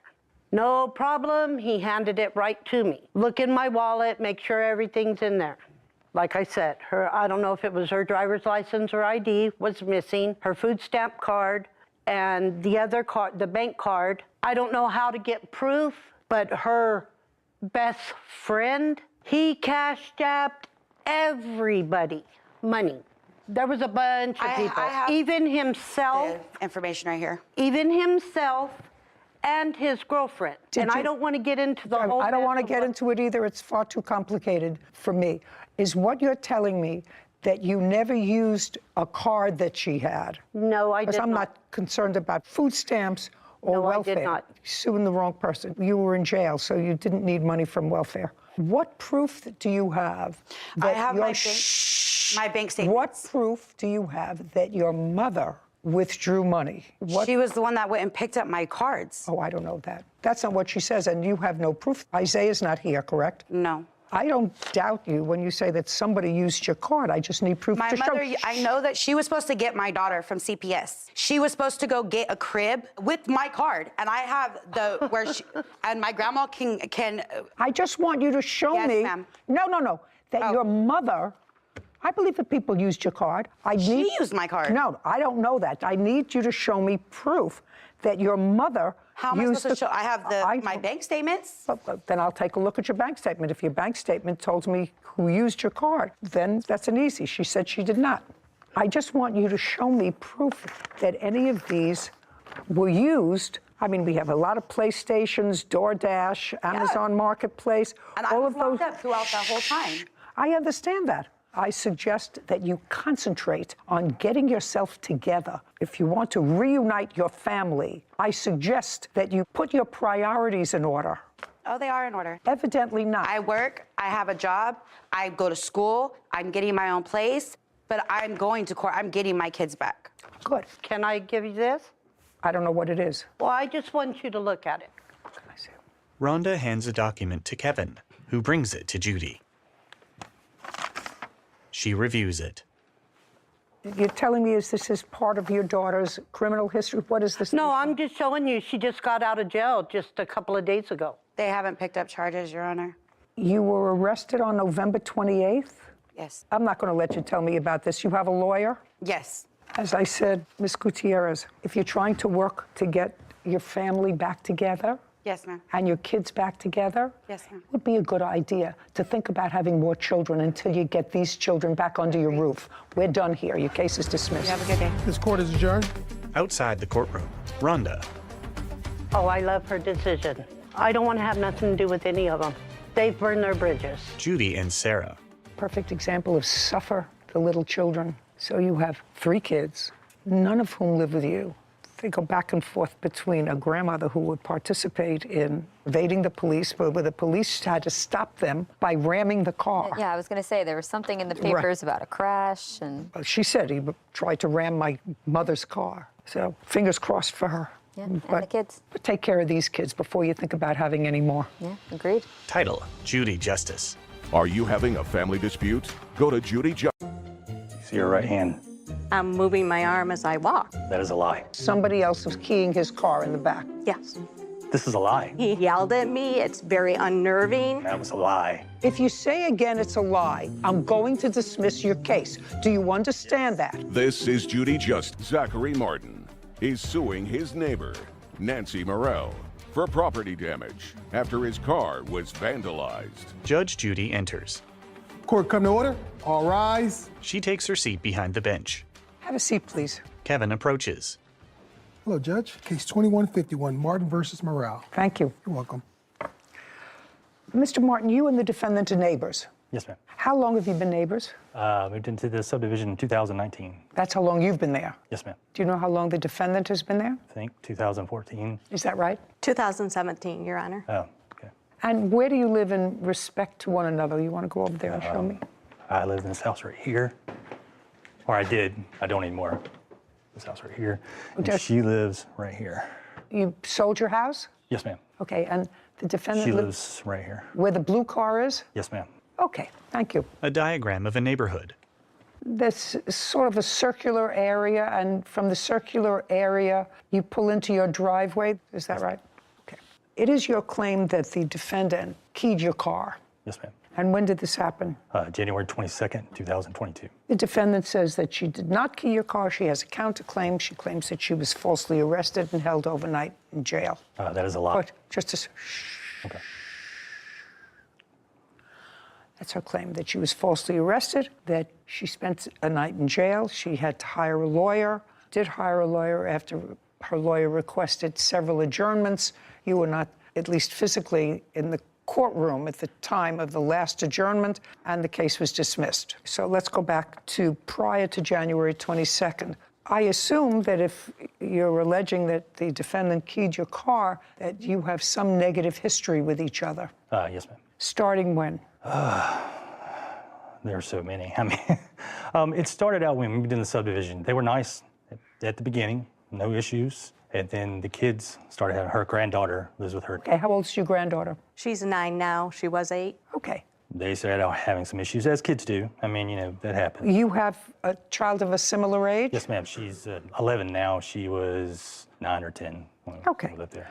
And the 2 children had an issue? I mean, you know, kids argue. No, I understand that. I'm not going into who was right and who was wrong in the kids' argument. I don't really care. But when did that argument between the 2 children spill over to the neighbors? Well, I guess the final straw was Labor Day weekend of 21, the Sunday before the Labor Day. We came home late. It was about 7 o'clock. We were working, and we told Jillian we were going home for a little bit, and she said, I want to swim in the pool. So, all right. Jillian is your 10-year-old? Yes, yes. And of course, she said, well, that's boring, Daddy. I want a friend to swim with me. So I said, okay, 1 friend. That's it, because your brother's going to watch you, and then we're leaving to go back to work. So she goes next door to Patrick's house, which is the next door neighbor, and she asked Patrick to come over and go swimming. He comes over. At the time, I didn't know this. At the time, At the time, the defendant's granddaughter was there. Yes. At Patrick's house. Yes. Got it. So your daughter went over and invited Patrick to come and swim. Right. And not You had told her that she could have 1 friend in the pool, so Patrick left to come swimming, leaving your granddaughter alone. Well, she had to go home. She had to go home. Yes. She came home. So just a second. Okay. That's what happened. Okay. You had a grandchild who had hurt feelings. I assume She actually went over to go swimming. She thought she was invited too. You had a child with hurt feelings. And I went to ask what had happened. Okay. That's this big hoopla. Okay. Now, your grandchild comes home. I assume she was upset. Was she crying? Yes. Okay. And that was about what time? In the evening. I honestly can't remember. Okay. And when she came home crying, tell me what you did. Went out and, honey, what's wrong? What did you do? Are you okay? Yes, and she told you what happened. She said, I went over to Jillian's. She invited us swimming. And when I got there, her dad said only 1 person could swim. Okay. So she came home. Okay, and what did you do next? That's not what happened. I talked to her, calmed her down, and I went over and said, hey. You know, just a second. You walked from your house, where the blue car is. Yep, around the corner. Did you take your granddaughter with you? No, ma'am. Okay. She's lying. And what? Shh. If you do that again, I'm All just right. going to dismiss your case. Do you understand that? And you know, it's easy. I got it. This isn't my case, it's your case. I know.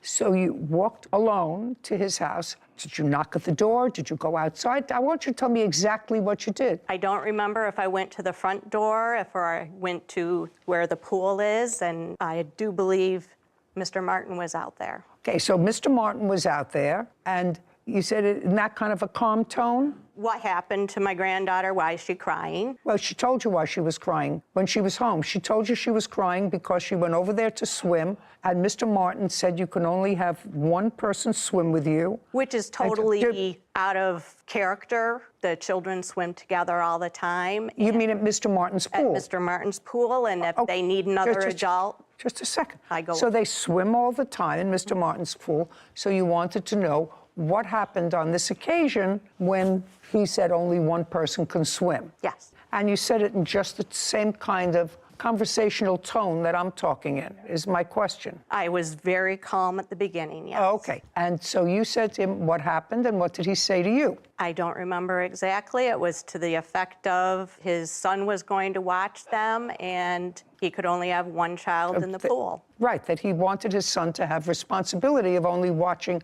1 other child other than his sister. Correct. Right, well, that sounds reasonable.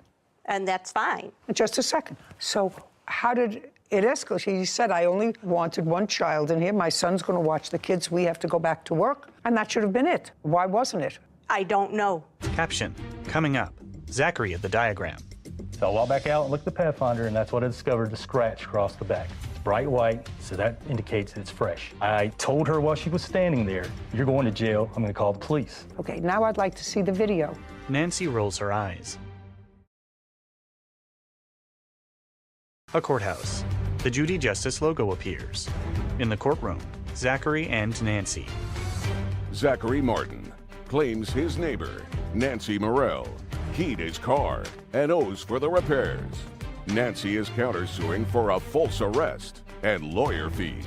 Now let's get to your version of what happened. Okay, so you said only one child. Her granddaughter went home. Her granddaughter, who's a little girl, is upset. Why can't I go swimming too? I got that. And? This is a lie. Everything she told you was a lie. Just a second. She did not come to my house. Just a second. She did not come to my house. If you say again it's a lie, I'm going to dismiss your case. Do you understand Yes. that? Yes. I asked you what happened. She did not come to my house. Okay. Her daughter came to my house. Just a second. You mean her granddaughter's mother? Yes. I never talked to her. Before my daughter went over, I had gone over. She did Oh, not. no, just a second. Yeah. Now I don't believe you, Miss Morell. Now I don't believe you, madam. I watched your eyes. I just watched it. Now uncross your arms. So, her daughter came over first. No, Yes. I Well, went she over. never I don't want to hear you. She never came over. The daughter came over. She bypassed my front door and went to the side gate where the pool is. She told my son to go get me. To go get you? To go get me. I came out and she called me a jerk. You should let her swim in the pool. Blah. I just told my daughter, look, you can have one friend because your brother's watching you. It's not fair for him now to watch 3 kids. Just 2, that's all. I told her, I said, look, I don't know what you're talking about. I said she could have one friend and that's it. She proceeded to call me a jerk. She said some other choice words I'm not going to repeat, in which case I did cuss her out and told her to get off my property and not to come back again, anybody in her family, or I would file trespass charges. Okay, and that was on the Sunday before Labor Day. Yes, ma'am. And when did this incident happen with your car? January 22nd. After that incident on Labor Day weekend, did you have any other contact with the defendant? Yes. When? So I think it was right after Jillian's birthday on November the 21st. I think it was like a week, like December the 1st, I think. And this is really sick, but it got to the situation where she would watch my kid. And every time my kid would go to Aubrey's house or Patrick's house, she would take toys, she would unpack her stuff. And I told her, I said, look, you can't play with her.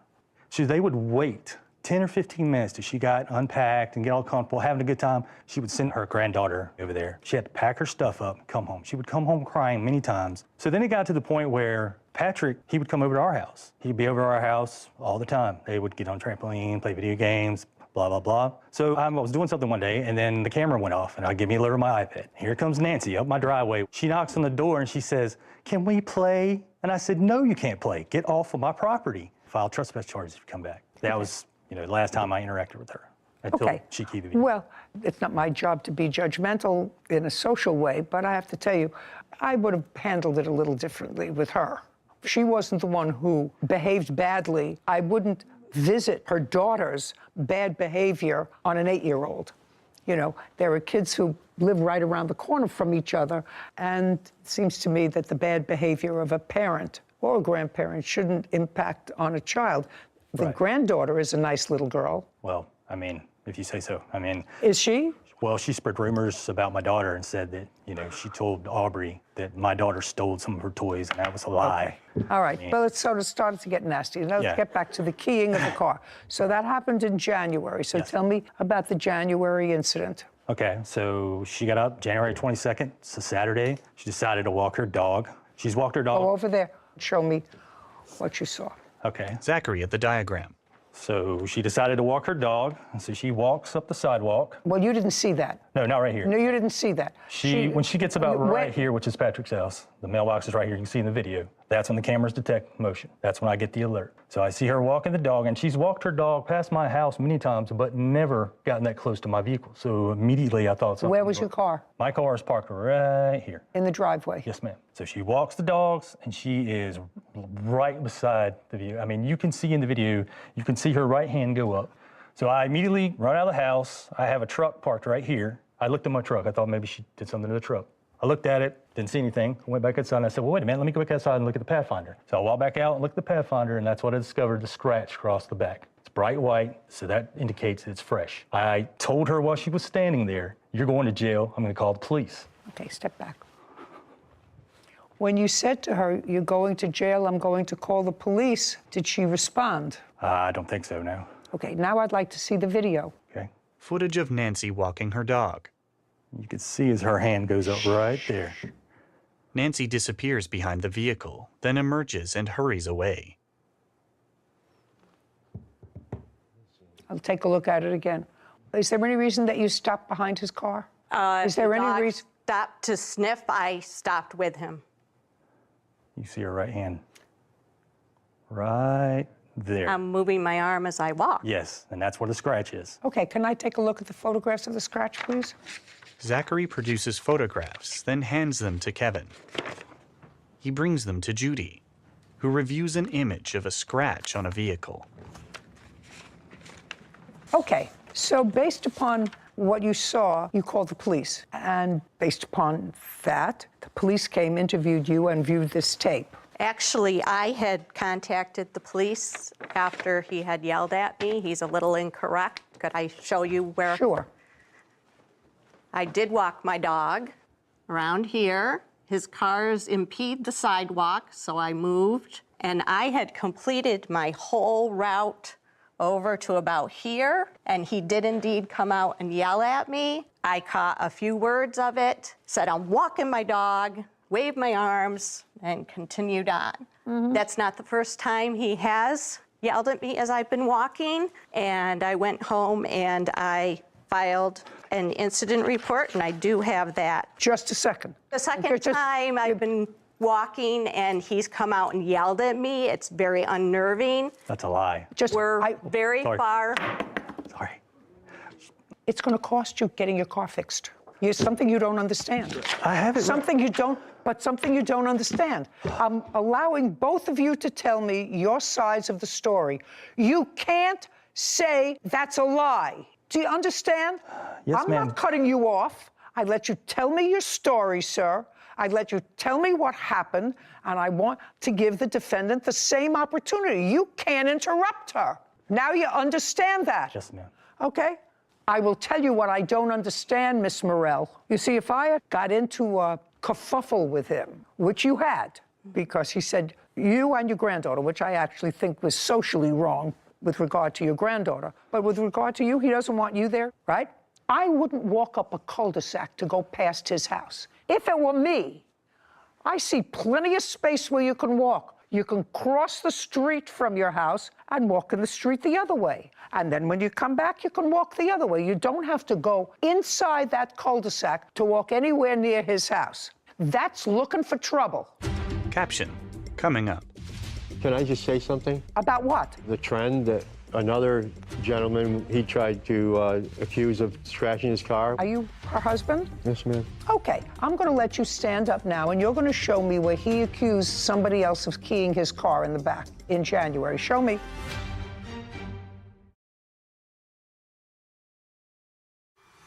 A courthouse. The Judy Justice logo appears.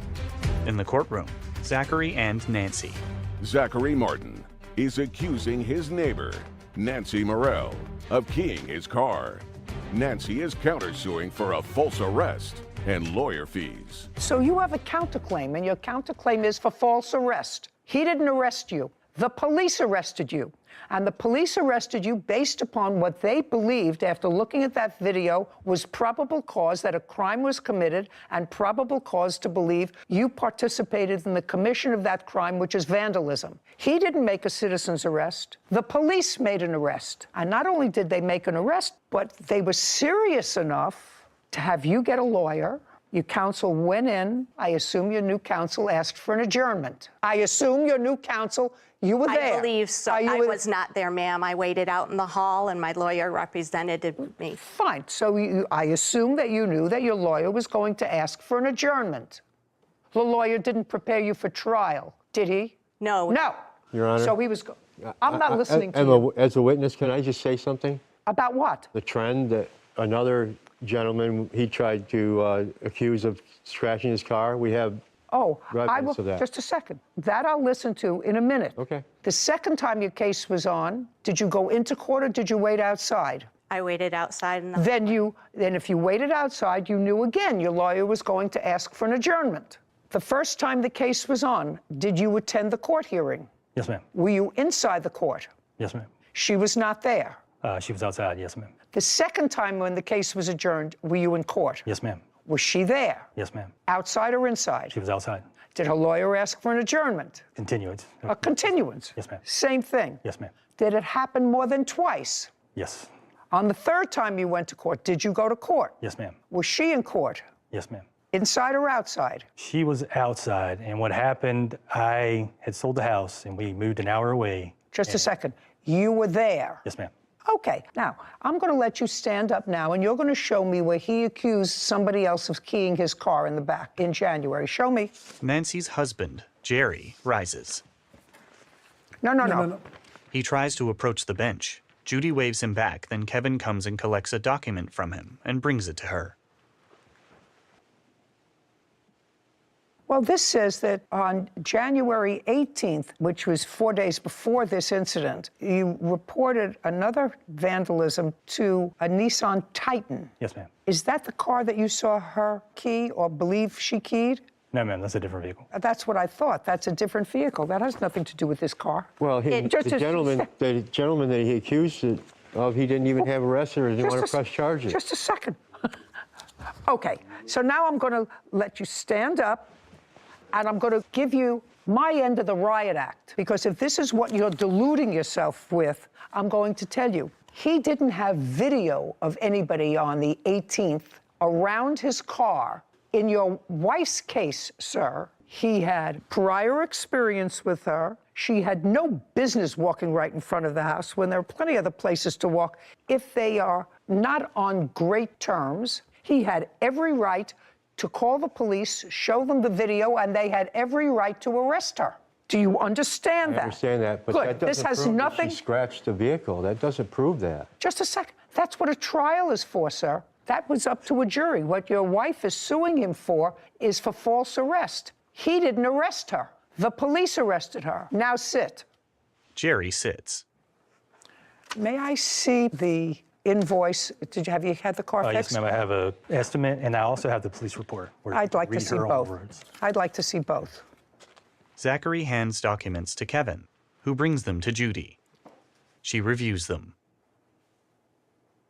So the police officer indicated that after you were told about what the officer saw on the video, you've decided to make no more statements about the incident, and you were placed under arrest for malicious damage. The officer also reported that the scratch on the back of the car was fresh because there were fresh paint chips on the street that were red paint chips. There's a red car that came off that car, which demonstrates to the eyes of any layperson that since there's traffic back and forth there, if there are fresh scratches and fresh paint, it means it just happened. So your counterclaim for false arrest and anything addended thereto is dismissed. I did not do it, Your Honor. Right, well, okay, maybe. The case was dismissed. That doesn't mean you're entitled to money from him.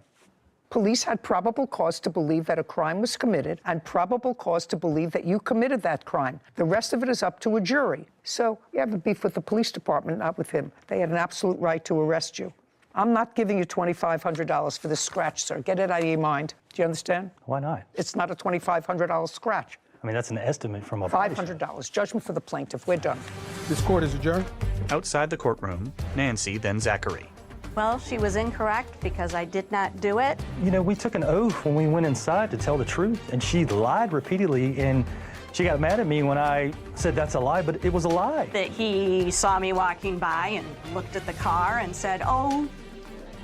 The next day I called the police to see what happened, and they informed me they arrested her. I thought they were there because I had called about him harassing me, and then all of a sudden they just said, you scratched his car. And I said, no, I didn't. I think she should have stayed in jail longer. They placed me in custody. The lady does nothing but lie. She's a liar. It was horrible. In chambers, Judy with Sarah. I actually thought his behavior when the defendant brought her granddaughter over subsequently and said, can't she play? Because evidently there are 2 or 3 kids who live close by and they always played together. All of a sudden, the granddaughter is excluded from that play. There's a certain amount, as a parent, he should have had some sense of that and said, well, of course they can play, but your daughter owes me an apology. You know, if you're behaving like an adult, your daughter owes me an apology. I tried to do a responsible thing.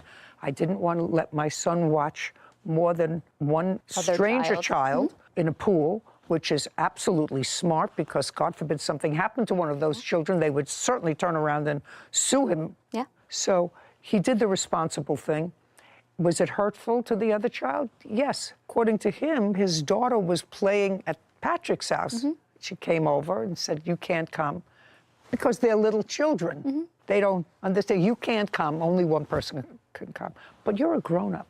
So understand how that could be hurtful to an 8-year-old. Anyway, I think that they both behaved badly, and he's very smart to have moved out of that. Out of the cul-de-sac, out of the neighborhood. Yeah, could you understand why she would walk her dog there? Yeah, I agreed with you that if you've already had even just a hint of distaste with any of your neighbors, I just walk on the other side of the street, just avoid it. And this seems like a perfectly avoidable house in the cul-de-sac. You actually have to go into his loop in order to make the loop. So I don't know. I think both sides questionable, but I'm glad that he got something that you were willing to give him for his car. Yeah, get your car fixed reasonably. And the police absolutely had a right to arrest her. Yeah. There was a complaint. They looked at the complaint. They saw the damage. They saw it was fresh.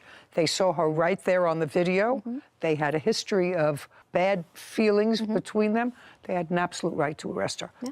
Too bad. I feel sorry for the little girl. Title, Judy Justice. Want justice? Go to Judy Justice. You have a daycare center. Correct. You found that the baby was bitten by her little one. Yes, ma'am. I think are supposed to be separated, correct? She left out of the room is what she told me, Judge. There's only one me. It's a big responsibility to take care of little children. This is Judy Justice. Shanice Grimm is suing her client, Dallas Lee, for child care services, late fees, and property damage. Court come to order. All rise. Judge Judy enters. Have a seat, please. Kevin. Hello, Judge. Case 2175, Grimm versus Lee. Thank you very much. You're welcome. Miss Grimm, in what state do you live? Missouri. In what county? Jackson. You have a daycare center. An in-home child care, yes. For how long? I started September of 2022. What is your house like? I have a single-family home with a finished basement and then like an attic type. It's 2 bedrooms. House has 2 bedrooms? No, up in the attic has 2 bedrooms. It's technically a 3-bedroom house, but it has made 6 rooms. And how many children do you have? I currently have 7. How old are they? 14, 13, 11, 8, 5, and 3, and 1, 18 months. 3 and 18 months. I'm sorry, she's 4 now. She just turned 4. So the older ones go to school. Does the 5-year-old go to school? Yes. And the 8-year-old goes to school? Correct. So you have 2 little ones at home? My 4-year-old goes to early childhood, half a day. So you have 1 child at home during the day? Correct. And 1 half a day? Yes. And you have 3 children? Yes, ma'am. How old are they? I now have a 3-year-old, a 1-year-old, and a 5-month-old. And those were the children that you enrolled in her daycare center? Yes, ma'am. Ms. Grimm, what kind of licensing do you have, an application that you have to make in order to run an in-home daycare center in Missouri? So in the state of Missouri, as long as you have under 6 children, you do not have to have a license. As long as you have 6 children in total in the house, or 6 children that I'm watching? That you're watching? Correct. Because my school children are not considered watching, like under the law. Well, you certainly have to watch your 18-month-old. Yes, he's the only one. That's why I've always kept 5 children or less. It is your claim that Miss Lee entered her children into your program. She paid you for a certain period of time. She owes you for 2 weeks. Correct. And were those 2 weeks that her children were actually in care? Correct. Which 2 weeks were those? They are the last 2 weeks of October. Of 2022? Correct. And the children were in your program? Correct. Miss Lee, were the children in Miss Grimm's program the last 2 weeks in October? Yes, ma'am, they were. Did you pay her for the last 2 weeks in October? No, ma'am, I did not. How much were you supposed to pay her? For the last 2 weeks was supposed to be $600 because our agreement was $600 every 2 weeks. Okay, so it was supposed to be $600. Yes, ma'am. So now the ball is in your court so far. Ms. Grimm, we're not talking about a late fee. We're just talking about these 2 weeks. Correct. First, tell me your reason for removing the children. I removed my children out of her care because my children, every time that I picked them up, it was either they were harmed or injured, or my son, my 3-year-old, would tell me something had happened while I was gone at work in her care. My son had told me on numerous accounts that she hit him herself, and then he also told me that her 15-year-old son, or 14, I'm sorry, had also spanked him. And when I did ask him, well, I asked her actually, I said, who is Trey? Because he said, Mommy, Trey hit hit me. We were getting in the car. They normally do help me get in the car with my 3 children, seeing I have one who's barely walking. You get going all over the place. Yes, ma'am. So they normally help me get in the car with my children, so they were outside with us. And my son said, Mommy, Trey hit me like this. I didn't know any Trey, so I asked her, who is Trey? And she said, that's my son. And he said, that's me. He was standing right there next to her. He said, I'm Trey. And I said, Bryson said that you hit him. And he said, yes, I hit Bryson. He said, I popped him because Bryson wasn't doing right. Bryson didn't want to go to timeout. On what day was that? That was on October 25th. And what was the last day that your children attended? October 27th. Okay, so despite the fact that Trey, your Trey? Yes, ma'am. Slapped the 3-year-old, said that he slapped the 3-year-old, you let him stay there for an extra 2 days. Yes, ma'am. Just that's it, yes. Now, where were you working that you had your children in daycare? I was working as a CNA. What is that? A certified nurse's assistant. Where? It's a nursing like a home? Rehab. Yes, ma'am. When did you start working there? I started working there in September. September of 2022? Yes, ma'am. Beginning of September? Yes, ma'am. And when did you stop working there? I stopped working there October 27th. That was my last day. If I were to call, would they tell me that they terminated you or you quit? I quit. Did you quit on the 27th? Yes, ma'am. And what about now? Are you working? I am. Who are you working for? I work through a temp agency, working per diem at different locations as a CNA. And who takes care of your children? My stepmom. My children, Just a second. And when did you start that job? I started that job about 4 weeks ago. So in December? Yes, ma'am. Late November or so. Caption, coming up. You left the children there until the end of October. It couldn't have been so disturbing for you, madam, to leave the children there until the end of October, another 6 weeks, if you felt as if they weren't getting adequate care. And if you did, that would be on you.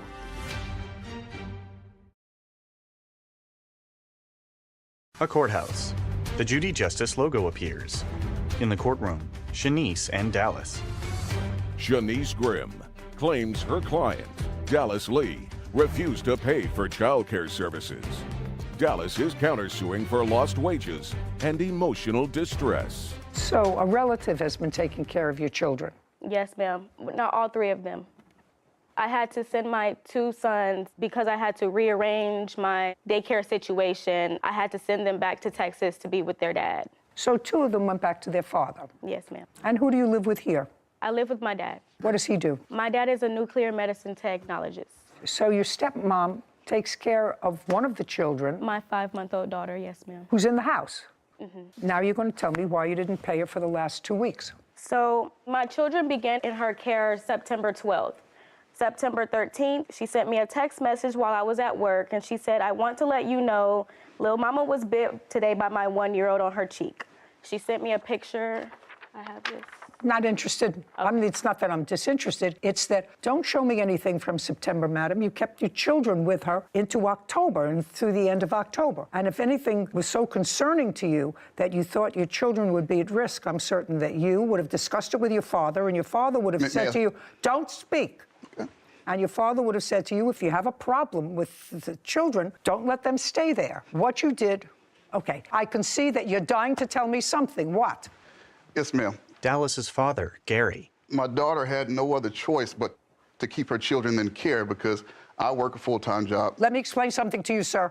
Your daughter was living with you? Yes, ma'am. Right. There is always an alternative, sir. I have young grandchildren, and I would say if I was legitimately concerned for their health and safety, I don't care what it is, stay home and take care of your children. You'll have a roof over your head until you find appropriate daycare. And if you didn't do that, then you're not much of a grandfather. Well, you can't use something that happened in September or early October to say, well, that's why I didn't pay the last 2 weeks. So you can't make excuses, sir. I'm telling you, I'm a grandmother and I've had little children. I don't care what you had to do. Quit my job, whatever that job is, and say, we'll all stay home and take care of the children until you find, or you stay home and take care of the children. I'll provide you with whatever basics you need until you get the right daycare. And if you didn't And do I that, understand. don't tell me that your daughter didn't have a choice. There is always a choice didn't when have your a choice. babies are concerned. In our estimation at that time, we were giving her some hard life lessons because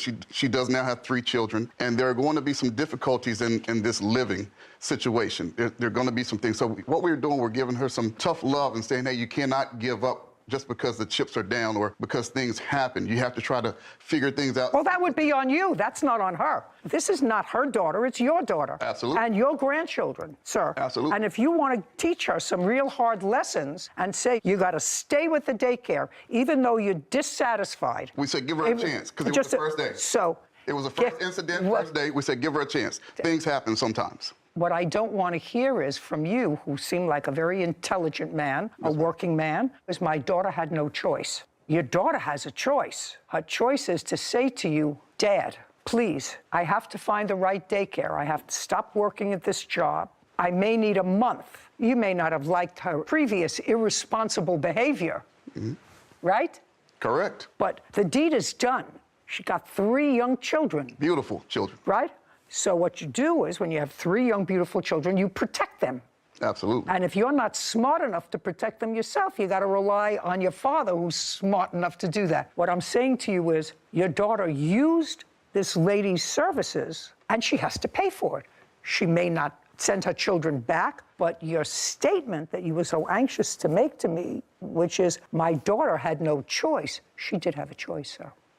She did have a choice. Before I would let my children stay in a place where I actually believed that they were being abused, because that's what she's suggesting. I mean, she's not suggesting that this young man, who I'm not condoning hitting a 3-year-old, gave him a slap on the rear end. I'm not condoning that. But there were no injuries to him. I don't know whether you've done it. I don't know whether she's done it to her child. You certainly don't want a daycare provider's child to discipline a 3-year-old. Absolutely. That's not what it's about. But after the first incident, what we were trying to teach her is that you don't just throw in the towel, because Ms. Graham was just starting her service up. And September 5th. so we understand that there are going to be some hiccups and some things that she has to fix as she comes across them. And so she's a young lady. My daughter's a young lady. So as an older man, I'm trying to support 2 individuals to build their lives up. And so I told my daughter, I don't like that she was bitten, but at least she came forward very quickly and told you, so leave them there for now. And if anything else transpires, then we can start to look at things then. Yes, ma'am. Okay. Who do you work for, sir? I work for the Veterans Administration. And how long have you worked for the Veterans Administration? 21 years. Do you get paid every 2 weeks? Yes, ma'am. Let's say your boss at the VA all of a sudden decided they didn't like the work you were doing. And you left and they owed you 2 weeks' pay because you had actually worked for the 2 weeks. Absolutely. And you sued them for those 2 weeks. You worked there. You said, well, we didn't like the quality of his work for those 2 weeks. Well, then you fire him, but you pay him. It's like going to a restaurant. My favorite analogy is you go into your favorite restaurant where you get a steak. And you order a steak, medium, Pittsburgh medium. Steak comes, you cut into it, you take a bite. Oh my God, you say, I don't like the way this tastes.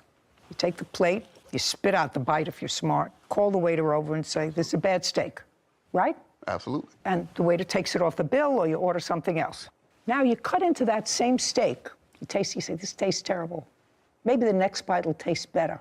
Before you know it, you've finished the whole steak. Waiter comes over to take your clean plate. You say, this steak was awful. I didn't like it. It was bad. Well, what'd you eat it for? But if you ate the steak, you got to pay for it. If you take a bite and say it's no good, I'm in your corner. Send it back. But your daughter ate the steak. She used her services for 2 weeks and didn't pay her. Well, we can't say that she used her services because there are other pieces of evidence that we have. Well, you mean you're talking about that sometimes she left the children with her husband? Yeah. Yeah. Baloney. Your daughter had the benefit of daycare so that she could work. Gary shrugs. Caption coming up. If you're not satisfied with the service, you stop using the service. If you continue to use the service despite the fact that you're not satisfied with it, you gotta pay for it. That's America. You got paid, your father got paid, she gets paid.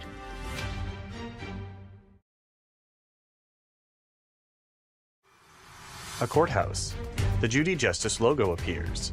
In the courtroom, Shanice and Dallas. Shanice Grimm has accused her client, Dallas Lee, of refusing to pay for childcare services. Dallas claims Shanice wrongfully disciplined and neglected her children. Your daughter had the benefit of daycare so that she could work. Absolutely. And she had the benefit of daycare from this lady that enabled your daughter to make money. But if we're talking breach of contract, the contract was breached when the husband watched the child. And now you're not teaching your daughter responsibility. Now you're making excuses. Now you're not teaching your daughter responsibility. Your daughter worked to make money. You worked those last 2 weeks, didn't stay home with your grandchildren. You made money. Absolutely. The only one that didn't make money and had her 3 children for those 2 weeks was the plaintiff. She ate the steak. She used the service. She didn't have anybody else. It's not as if, well, I had to hire somebody else to take care of the kids the last 2 weeks, even though it was in my deal. So that's why I'm not paying them. She worked, you worked, she worked.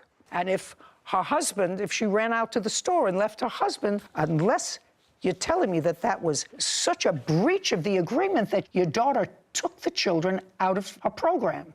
Did she? No, she did not. She didn't say, I'm not allowing your husband to take care of my children, even if it's just for an hour. I'm taking my children out of the program. Dad, can you help me out for the next couple of weeks until I find something else? But you can't eat the steak, which she did. Now you can sit down. Can I say one more thing? Not if you want to continue to look foolish. Now you're not teaching her responsibility. Well, now you're not teaching her responsibility. I don't want to have to teach you responsibility. Well, you don't have to. I'm a veteran. I know what responsibility is. But when you are promoting your program as one thing, but your service is another, I cannot say that if Bobby Flay is cooking the steak. It doesn't matter who was cooking the steak. It was whether you ate the steak. It's whether you ate the steak. I get what you're saying, Judge. But if it's promoted as Bobby Flay cooking it and Bob Burger cooked it, and I don't like the taste, then those are two different things. Oh, no, sir. If you're promoting Bobby Flay as cooking the steak and you find, or the hamburger, and you find out that Bobby Flay's younger brother was cooking the steak or was cooking the burger, and either way, if the burger is no good, you're not going to eat it.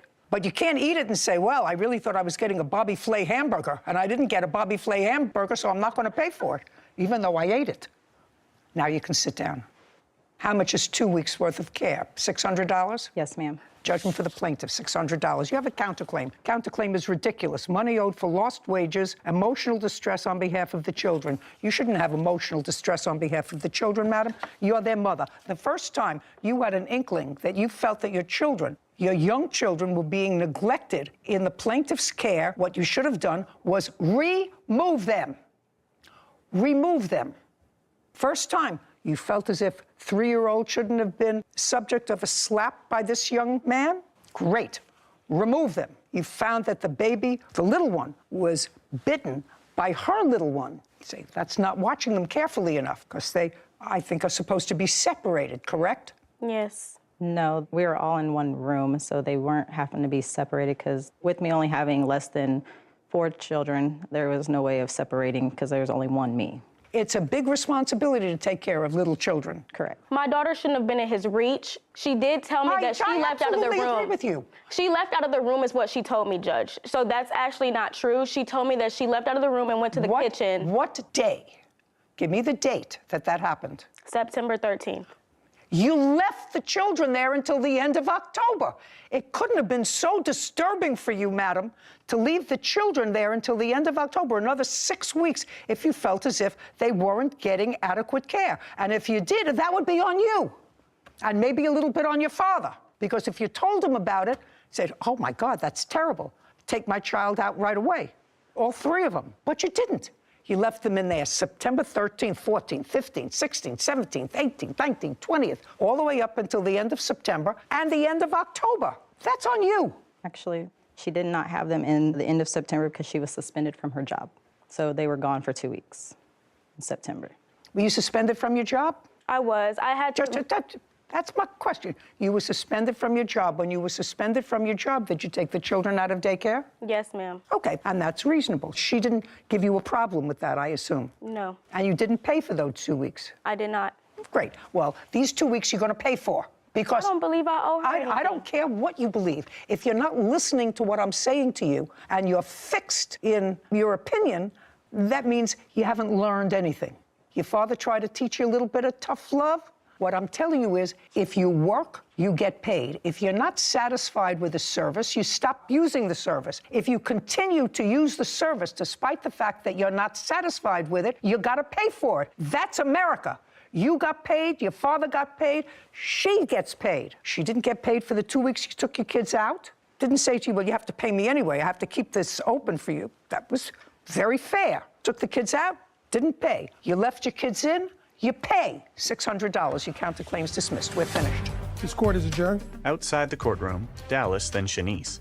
I am a little upset she didn't see things my way. The judge was kind of अस्सलाम वालेकुम प्यारे बच्चों, कैसे हो आप? पिछली video में मैंने आपको तमाम अल्फ़ाबेट्स के साउंड्स बताए थे और दूसरी वीडियो में मैंने आपको ए से जो लेटर शुरू होते थे वो बताए थे। आज मैं आपको बी से जो साउंड्स शुरू होते हैं उसके साउंड्स बताऊंगी।